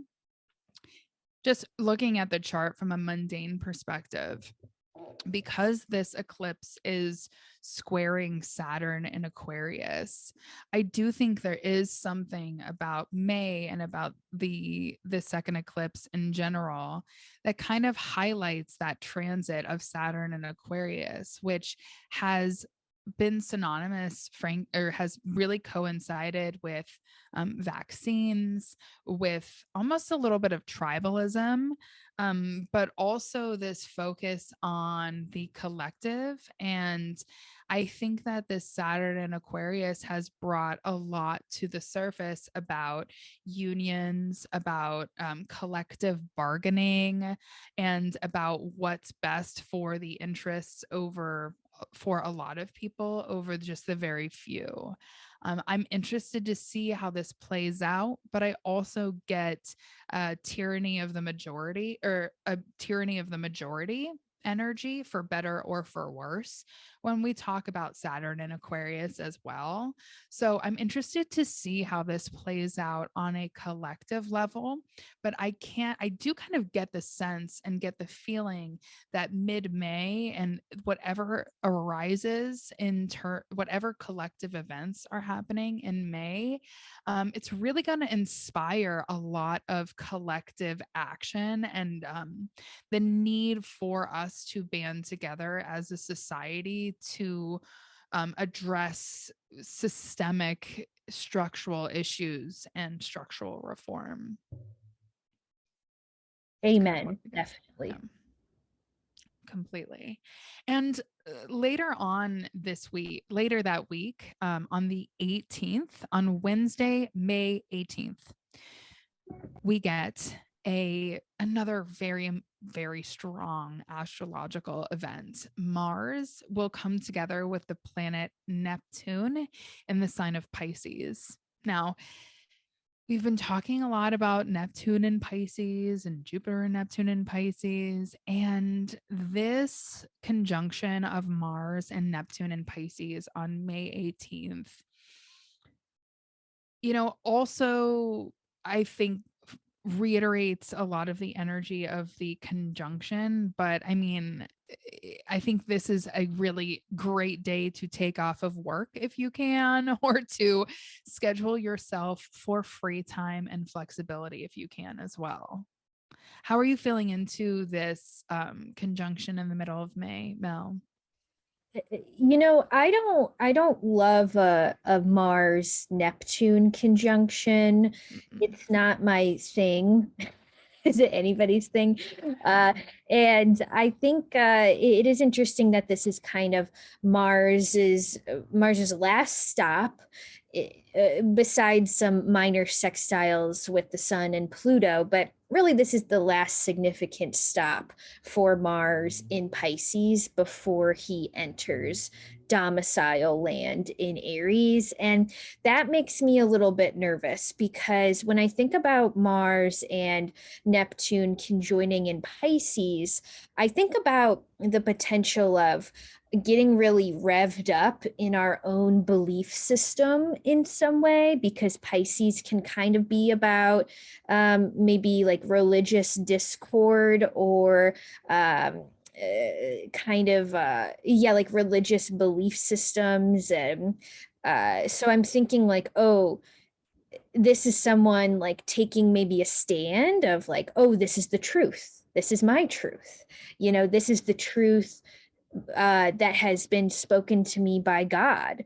In a Mm. way, Neptune, Mars, and Pisces is very like manifest destiny. Like, oh, you know, I'm going to take over like all this indigenous land because God told me I could, and it's like, what are you talking about? So like there's some kind of maybe truth, quote unquote. There's like a truth in the name of God, quote unquote. And then Mars goes to war for it once he gets to Aries. So that's why I don't love this. And this could very well be relating to like your European crises at the moment. I'm also kind of getting a sort of, I don't know, Israel Palestine. I'm a little bit nervous about how that conflict is sort of going to evolve this month too, although it's a conflict that's been in existence for centuries, and maybe something that I really don't have the education or intellect to speak to. But just knowing that the root of the conflict has a lot of religious sort of animosity, Mhm. I think that there's just something here about um, I don't know.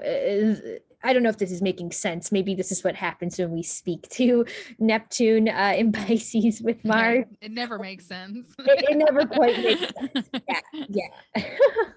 But it does. But it's not meant to. I really don't like the Mars Neptune conjunctions either. But on the bright side, I do think that on a personal level, this is a great time to take off work and to spend time in nature and to do something grounding that is almost spiritual, that brings you closer to your connection with spirit. That I think that's the way to best use this. So on Wednesday, on the third week of May, honestly, is a great time to take the if you can take time off or lighten your load the third week of May. That's the week to do it. This is a astrology that feels a little disorienting. It really is a time to sleep in and to record your dreams. And also, I think that it adds to the non-linear energy that we have in May. I think with Mars in Pisces, I think of Mars as a very linear planet, as cause and effect. I do this, I get that. I do this, I get that. I do A, I get B. Like 1 + 1 = 2. But with Mars in Pisces, it's like 1 + 1 = question mark. Who knows? And especially when Mars comes into contact with Neptune in Pisces, there are no rules. There's no x, 1 + 1 = 2. So it's confusing, and there's a lot of disillusion that's happening during this time. I also think that this is a big moment for 2022 and the astrology of 2022 in general. And I think this will coincide directly with the connection that we have from May to November. May and November are both months of eclipse seasons, but in both May and November, those are also times when Mars comes into contact with Neptune. Now, Mars is forming a conjunction with Neptune. And in the fall, specifically in November, it's going to happen 3 times when Mars is going to be in a square to Neptune this fall. But specifically, Mars is going to be in its retrograde square to Neptune in November, which is very disorienting. And I think that whatever is kind of started or seeded in May is really going to come back later on in the year. But particularly with Mars conjunct Neptune, I like on a collective and a personal level, there is just missing data, or the data and the information just doesn't make a lot of sense. I also think that with Mars conjunct Neptune and the Mars Neptune stuff that we have going on, there is room for so much propaganda and so much disinformation. And we're already seeing that manifest now, but it really is concerning in May and November. I also think that there is a serious potential for some type of cyber attack or for issues with cyber security.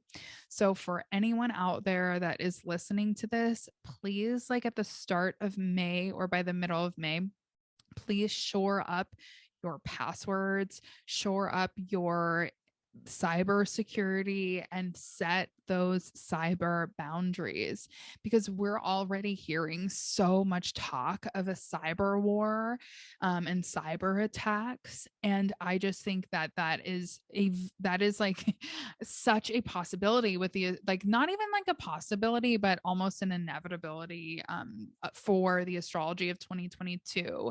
And I really think that the Mars Neptune aspects that we're going to get now in May and then again in the fall really is setting us up for some type of cyber attack. And it's just more important than ever to just like take care of your cyber health, because fraud, deceptions, wrong data, missing data are all really powerful forces that are kind of going to be put to the task now in May, but then again in the fall, I think in October, November, and December. Definitely some good guidance there. Yeah. Not looking forward to that. Mm-mm. But I will say towards the end of the week, we do get a little bit of a lightness. I will say, like, the astrology of the weekends in May is not is a lot there. It's just more pleasant. It's like a break. Towards the end of the week, I'm sorry. Did you have anything else to say, Mel, about the Mars Neptune conjunction on May 18th? I think we covered it. Yeah, let's get into the weekend. Okay, cool. Let's get into the weekend. So we have a really lovely Sun trine Pluto and Mercury sextile Jupiter on that Thursday, May 19th, my birthday as well. Um, and I'm definitely going to take some time off that week on my birthday week. I looked at the astrology and I was like, no, that's a great time not to push anything too hard. But over the weekend, we get that lovely Sun trine Pluto, which I think will be very empowering, but also very grounding. And then the Sun will move into Gemini, and then we get Gemini season starting that Friday. Sun moves into Gemini, I think, which will really help add a little bit more lightness, effervescence to our experience that Friday, but also that Saturday. Mercury retrograde will come together with the Sun. And then that Sunday, Mercury will move backwards and into the sign of Taurus, kind of re enter into the sign of Taurus and move out of the sign of Gemini. Mal, what are your thoughts about the astrology for this weekend for the 20th, the 21st, and 22nd?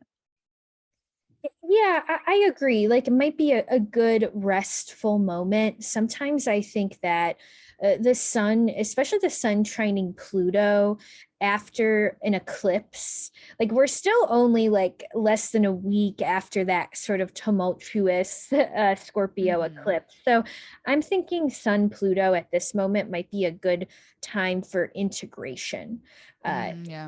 Integrating, resting, letting our nervous systems come back to homeostasis, and really just accepting and being exactly where we are at this moment. And I think in the last couple of days of Taurus season, we got to make some good food, take some good naps, and just really soak in the last bit of Taurus season, because the beginning of Gemini season looks really busy right off the bat. So, Mm-hmm. yeah. Yeah, absolutely. I think it's also worth mentioning that over that weekend, when we start Gemini season, Mercury will be conjunct the sun on that Saturday. And anytime Mercury, especially during when Mercury is retrograde and Mercury comes together with the sun, that represents the halfway point of the Mercury retrograde cycle. It's also called a Mercury Kazemi. And with that energy, we get a burning off and a little bit of clarity. So I often find that when we have that halfway point in the Mercury retrograde cycle, we get a little bit more clarity, or things might start to just make a little bit more sense.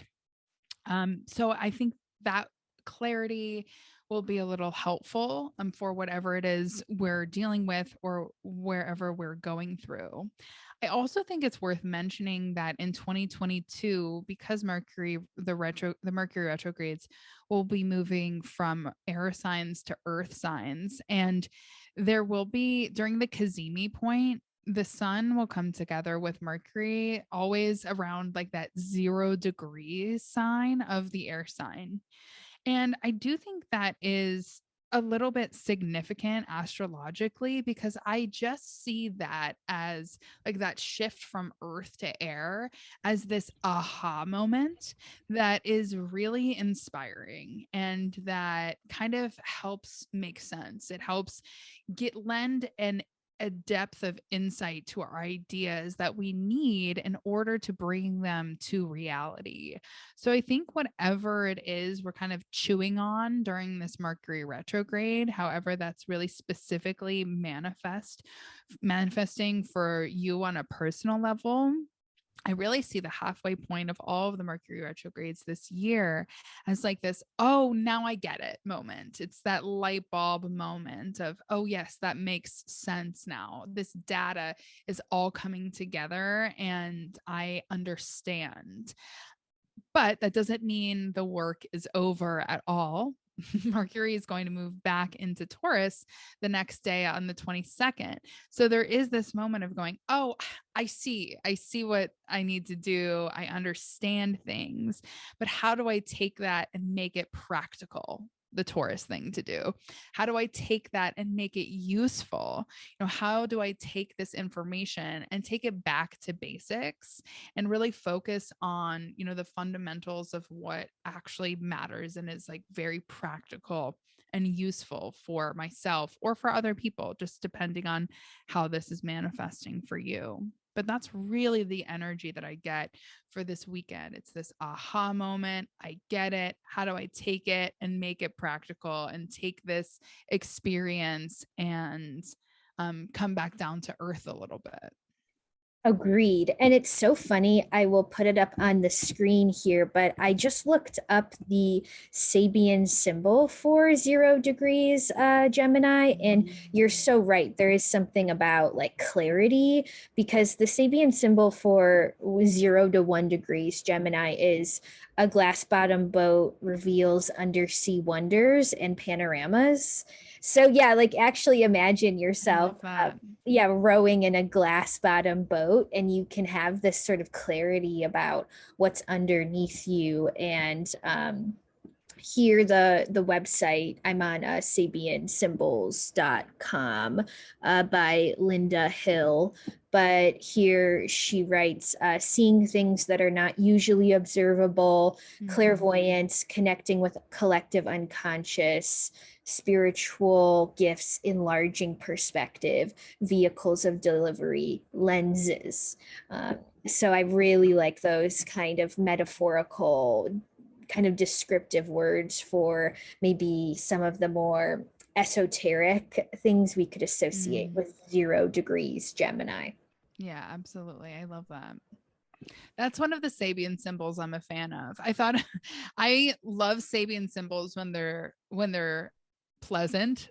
And then when they're unpleasant, I'm like, I hate Sabian symbols. Oh my, yeah, and some of them are so outdated. They're like, I don't even know. Right. I feel like I can't even say it. I was gonna make a joke, but I'm like, I'm gonna get canceled for like like so Uh I wanted to like use Sabian symbols more, but the Sabian symbol for my rising sign is a car getting hit by a train. It's like a car getting leveled by a train. And I'm like, what the hell? I hate that's the story of my life. I don't like Sabian symbols anymore. So after that, I stopped using Sabian symbols. yeah, But I like really do like the glass bottom boat. I think that that really applies. agreed. I always said I was like, I'm gonna like so because my I'm Cancer rising, ruler of my ascendant is Moon in Pisces in the ninth house, and I'm like, I'm gonna channel a whole new set of Sabian symbols. That's one of my career goals, but it Oh, hasn't please happened do. yet. I'll have to like go to an ashram and for a year and just meditate and see what I get from that. Yeah, I think a lot of the Sabian symbols need a little tweaking. So Yes, yes. go for it. I'll use yours for sure. Um, yeah, but I really, yeah, I agree with that. I appreciate that Sabian symbol a lot. So let's move on to the fourth week, the fourth and final week of May. We're almost done. It's been a wild month so far, hasn't it? It's just such a crazy month.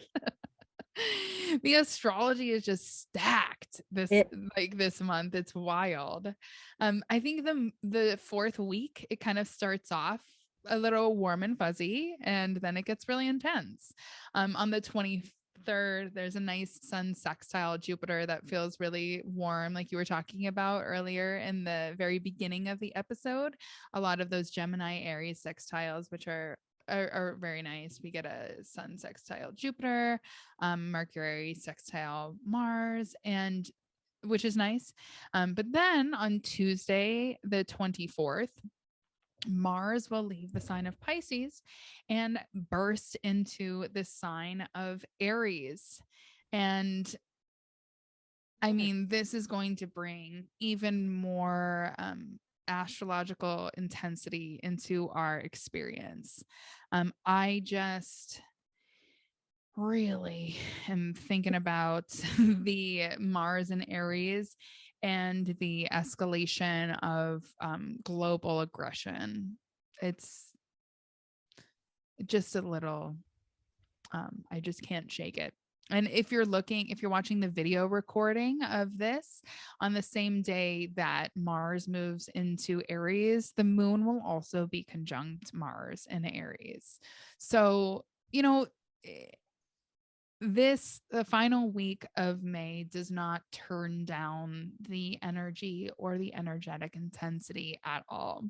You know, and Mars will be in Aries for about 6 weeks. So this is going to be a very intense intense time collectively. I believe and I imagine.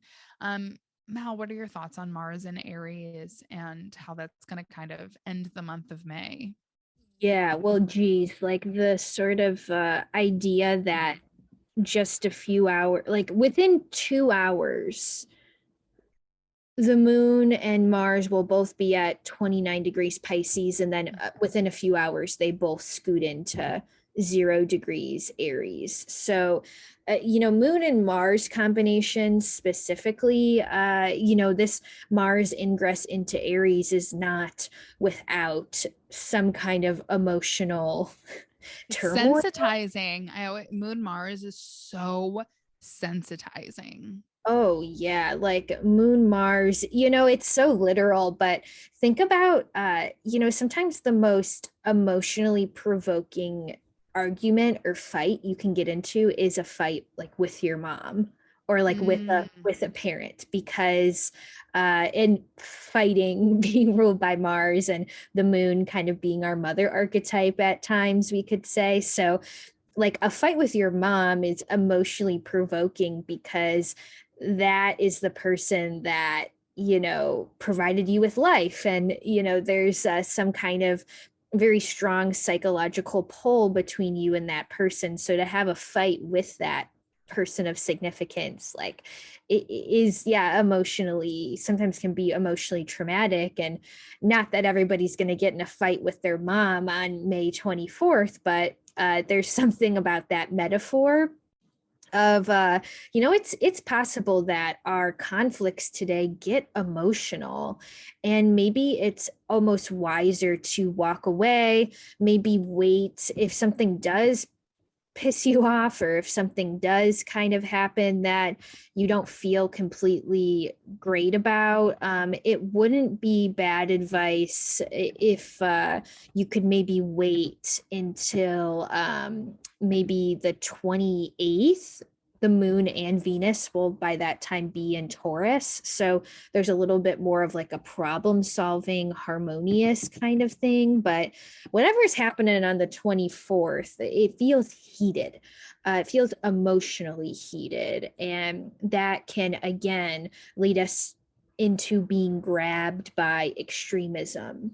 Or just And impulsive actions that we don't even think, we just act. It's like that also worries me about the global stage, with like male egos running high and making impulsive, ridiculous decisions about warfare. I'm just like, right, please right. don't. Like, if I just like anybody out there's listening for your impulsive decisions happening, that week, wait until the weekend or until next week, you know. Yes, for sure. But on the other hand, Kate, if we want to get kind of zoom this into like an individual healing kind of read, Mm, it might actually be a moment to see one's anger as sacred and maybe have yeah. a sort of, let's say, moment of acknowledgement for anger or for how maybe someone hurt you or how you feel wronged, or like maybe an injustice has been done against you, or like really like giving that anger a moment to transmute into something different, because anger is one of those emotions that we can't just stuff it under the rug, because it's like it's almost a bomb that doesn't expire. Like we can shove it under the rug, but it's still active.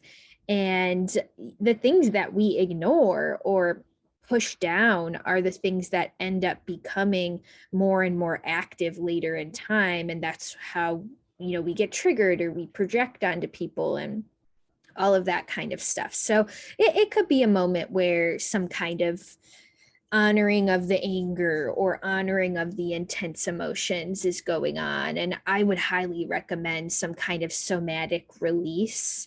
So maybe some kind of exercise, some kind of dance, or even breath work around this time could be really beneficial, especially with a lot of Aries energy. We want to get that physical somatic release of energy. I love that. That's so true. And I also feel like as women in society, we're like not allowed to be angry, or there's this taboo aspect of anger that's a little ridiculous. And I love that advice for that very reason. I also think on the shiny side of Aries, Aries gives us energy, and Aries gives us so much vitality and passion. So, you know, there is this aspect where things might feel heated, but there also is the potential to feel heated in a good way, to feel like you're ready to act on inspiration and to really move forward. April was so soggy and foggy that I do feel like May, especially towards this end of May, really might start to bring about the movement that we've been so desperately yearning for. And I think that might be the potential here towards the end of May and in the last week of May, is to really get the movement that we've been craving for. And Aries, rules over physical movement, you know? Oh, yeah. Oh, yeah. And so towards the end of this week, we also get another lovely the last weekend in May is quite astrologically intense.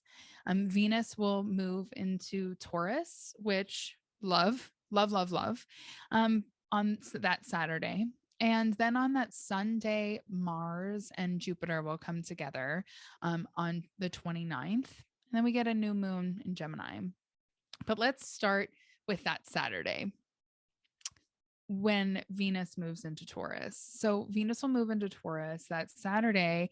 And I love a Venus in Taurus transit so much. Venus in Taurus is, in its domicile. And I think Venus in Taurus represents a moment to help us indulge and to indulge in pleasure, just for the sake of it, and to really focus on the richness of our physical experience and enjoy the pleasure of being in a body. So I think that weekend is a wonderful time to indulge yourself, to, eat your favorite foods, have wonderful sex, do something enjoyable and do something pleasurable, just for the sake of it. Just for the sake of it. That's the Venus and Taurus vibe. How are you feeling into that, Mal, and into this weekend? I agree. I agree. I think there's something kind of relieving to see Venus sort of start to recover in Taurus. And I think at this point in the month, we really need Venus to be in better condition to Yeah. help us sort out any of the drama or the chaos that could have happened earlier this month. So once Venus moves into Taurus on the 28th, the moon is also in Taurus on that day, exalted. So I'm getting that this is maybe the start of some sort of recovery or some sort of kind of coming back into harmony with a partner, with a friend, with a coworker, with a boss. If things were getting heated earlier in the month, we could find that things start to sort themselves out a little bit more once we have the planet of socialization and harmony in better dignity. Yeah, absolutely. I also think that what Mars will move in Aries this week, and I think we will be feeling the Mars Jupiter conjunction all week. It's technically not until Sunday, but I think that all weekend, like, it's gonna be in a pretty tight orb. So I really do think that the Venus in Taurus that Saturday is going to be a very helpful grounding energy, um, to manage a lot of the heat that we've been feeling all week, if that makes sense. Because on Sunday, that's when Mars will be conjunct Jupiter at 3 degrees Aries. I also noted that Jupiter will be opposite the sun at the same degree in September. Mm. So it might even be that something at the end of May comes back around in September, especially if you have any important planets at or around 3 degrees Aries. Or if you just look at where Aries, what house Aries falls into your chart. That could be um, another way that this might manifest in your experience this year. That's something that happens around the end of May, and that Aries part of your chart comes back around in September. But I think on a personal level, this is going to deliver a ton of energy to the Aries house in your chart, like a ton of energy on a personal level. So wherever you have Aries in your chart, you can look to that aspect of the sky and start to unpack where like you're going to get a massive surge of energy. And on a especially on a personal level, it's just like a lot of energy, a lot of enthusiasm perhaps for that area of your chart. But I also get big rebirth energy with this, on a personal level, of really feeling inspired to start new and to start fresh. Really feel that so strongly with this energy towards the end of the month. Collectively, again, I just get a little nervous about the escalation of conflict across the globe. But personally, I do think that on the bright side, this could bring a lot of energy and inspiration and motivation, depending on where you have Aries in your birth chart and what house Aries falls in your birth chart. Yeah, totally. And I'm thinking too, just as someone who has, I have Jupiter and Mars in a fire sign in my natal chart, and they're trine. So I can't completely relate to, Jupiter Mars conjunction. But I will say, so, as someone with a trine between Jupiter and Mars, sometimes that's a little bit, again, not to beat a dead horse about extremism, but sometimes there is extreme motivation versus extreme disinterest for me, or like sometimes there's extreme optimism or extreme pessimism, and I think that's reflective of a lot of things in my chart. So I think with the Mars Jupiter conjunction, it's kind of circling back to something you said, Kate, like it might not be the perfect time to initiate or start something new, or we might not completely know exactly how the path is revealing itself until the end of Mercury retrograde. However, we could just use this energy to our advantage. Like there is clearly an energy boost, on May 29th this weekend. There's clearly, it's almost like a gate. So we're getting like Gatorade, or we're like receiving like some sort of energy drink, like to whatever we're trying Red to. Bull. Yeah, Red Bull. So Gatorade's not an energy drink. yeah, no, sorry. Right, yeah, Red Bull. So we drink a Red Bull today, and we just get the thing done that we've been procrastinating. And maybe we go too hard with it. Maybe we try to clean our whole house all in one day and we don't sleep for 20 hours or whatever. But regardless, we get it done. It might not be in the most balanced way, but there's something here about using this energy to your advantage. For sure. I feel that. I feel that. And then right after this Mars Jupiter conjunction, I mean, we're still going to be feeling it. I think that I I always hesitate to say like exact dates, because I think that we always feel the astrology within a week to a month. So although that Mars Jupiter conjunction is technically on Sunday, I think we're going to be feeling it for a week prior and a week after at least. Um, Oh, But and I just right, realized we'll be together I know we will be together. for this aspect because Kate and I are roomies for NORWAC this year, which is an astrology conference and which takes place on this weekend. So we'll be able to have a close up and personal view of what's up with this Jupiter Mars conjunction, which is kind of funny. Whoever scheduled NORWAC, they knew this was going to be in the election for the conference. So very, very energized. Us astrologers haven't seen each other in person for sometimes years because of the pandemic. So I could see this manifesting as like excitement, like, oh, we're finally back in person or whatnot. Yeah, absolutely. And Mal and I are both Cancer risings. So we have Aries in our 10th house of career and public life and professional life. So Mal and I are both going to have like a lot going on in like the public professional career as area of our chart and in our 11th house of like community and friendships. So I feel like it's very appropriate for both of us, Mel. Oh yeah, I know. definitely. I can't wait. I can't wait to see you and see everyone at NORWAC. It's going to be so Mhm. much fun. But to end the month, we have a lovely Gemini new moon. Um, Eclipse season is officially over, and we have this kind of new moon to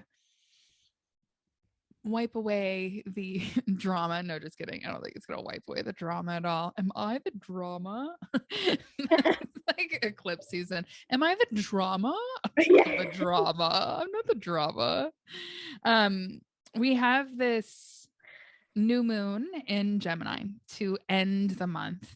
And I think it's interesting how we're kind of like ending. We used to be starting the month with new moons, and now we're ending the month with new moons.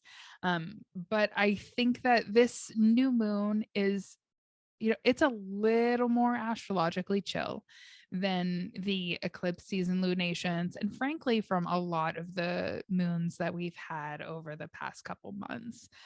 This Gemini new moon, I think, is a nice space to kind of wipe the slate clean a little bit and to kind of hit an energetic reset button during this new moon in Gemini.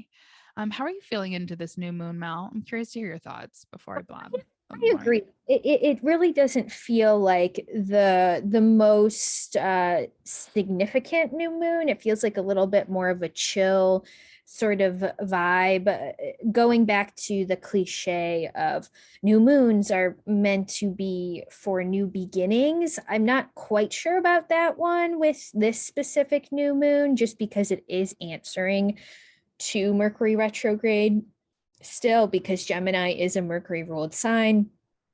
But nevertheless, it could be almost this kind of cool contradiction where, because new moons are newness or a new cycle forming, yet this new cycle is answering to a Mercury retrograde, which might connote something about the past.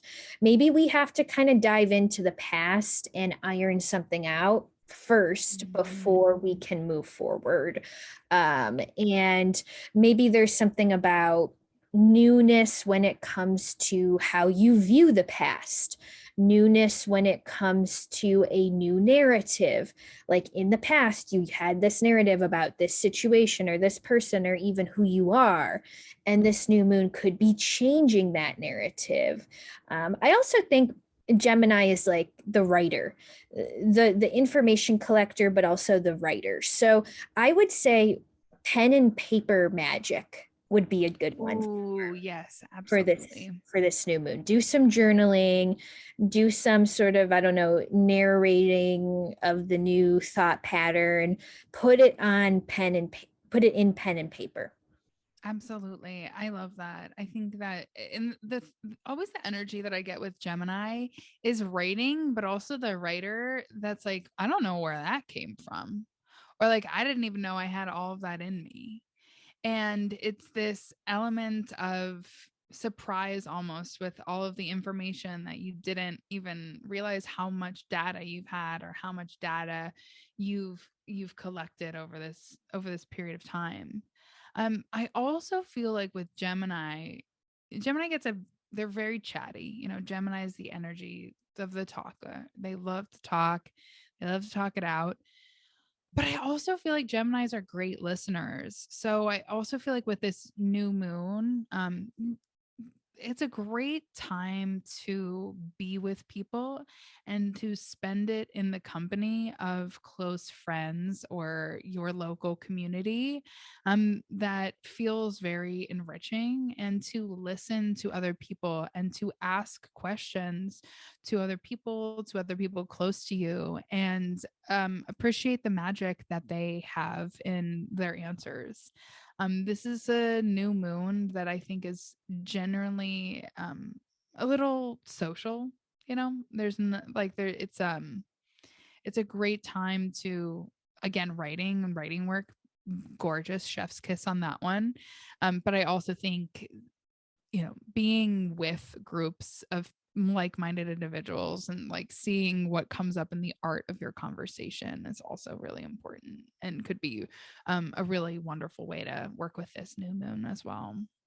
Very good point. And we are at least in the US, this day is Memorial Day, so a Mhm. lot of people who work 9 to 5s will have this day off. So it might actually be a good energy for those that socialization. We have this Monday off, etc., etc.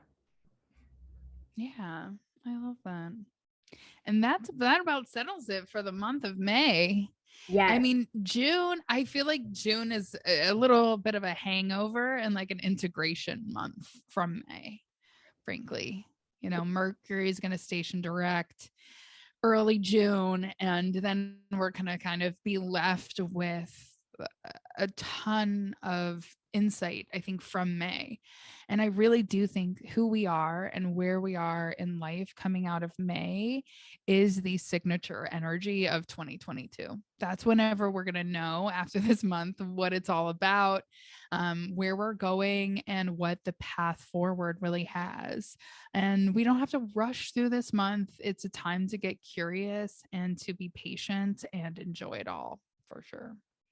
Totally. I like that. And I am actually looking forward to, out of all the action that May has to offer us astrologically, I am looking forward to this ending Gemini new moon to really be able to soak up everything that happened and everything Mm-hmm. that maybe it is showing us about ourselves and our next step. So definitely excited.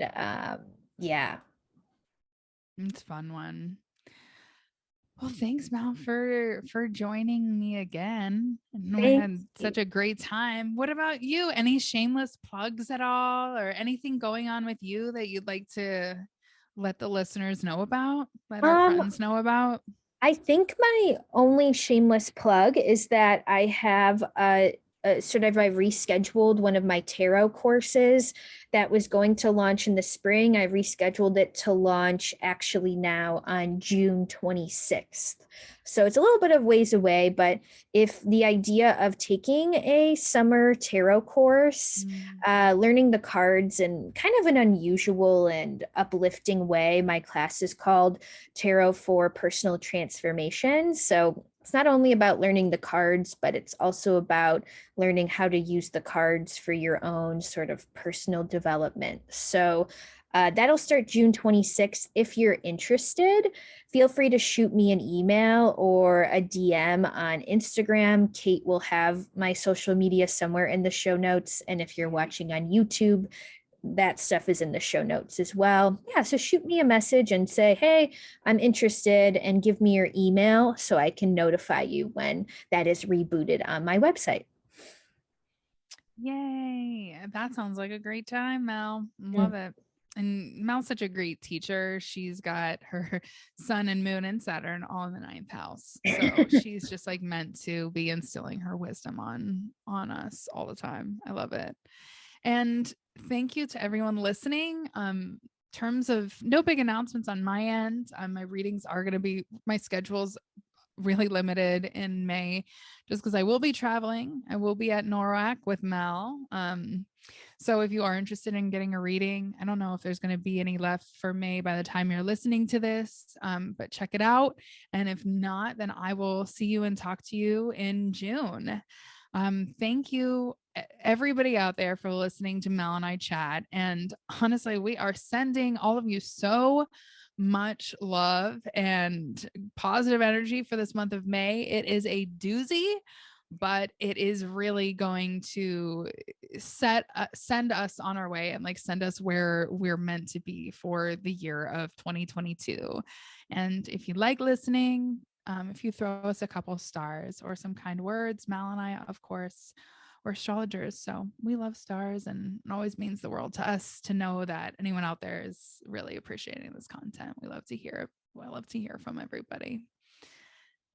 Thank you so much. Thanks, We'll guys. see everybody. We'll see you in June. See you next month.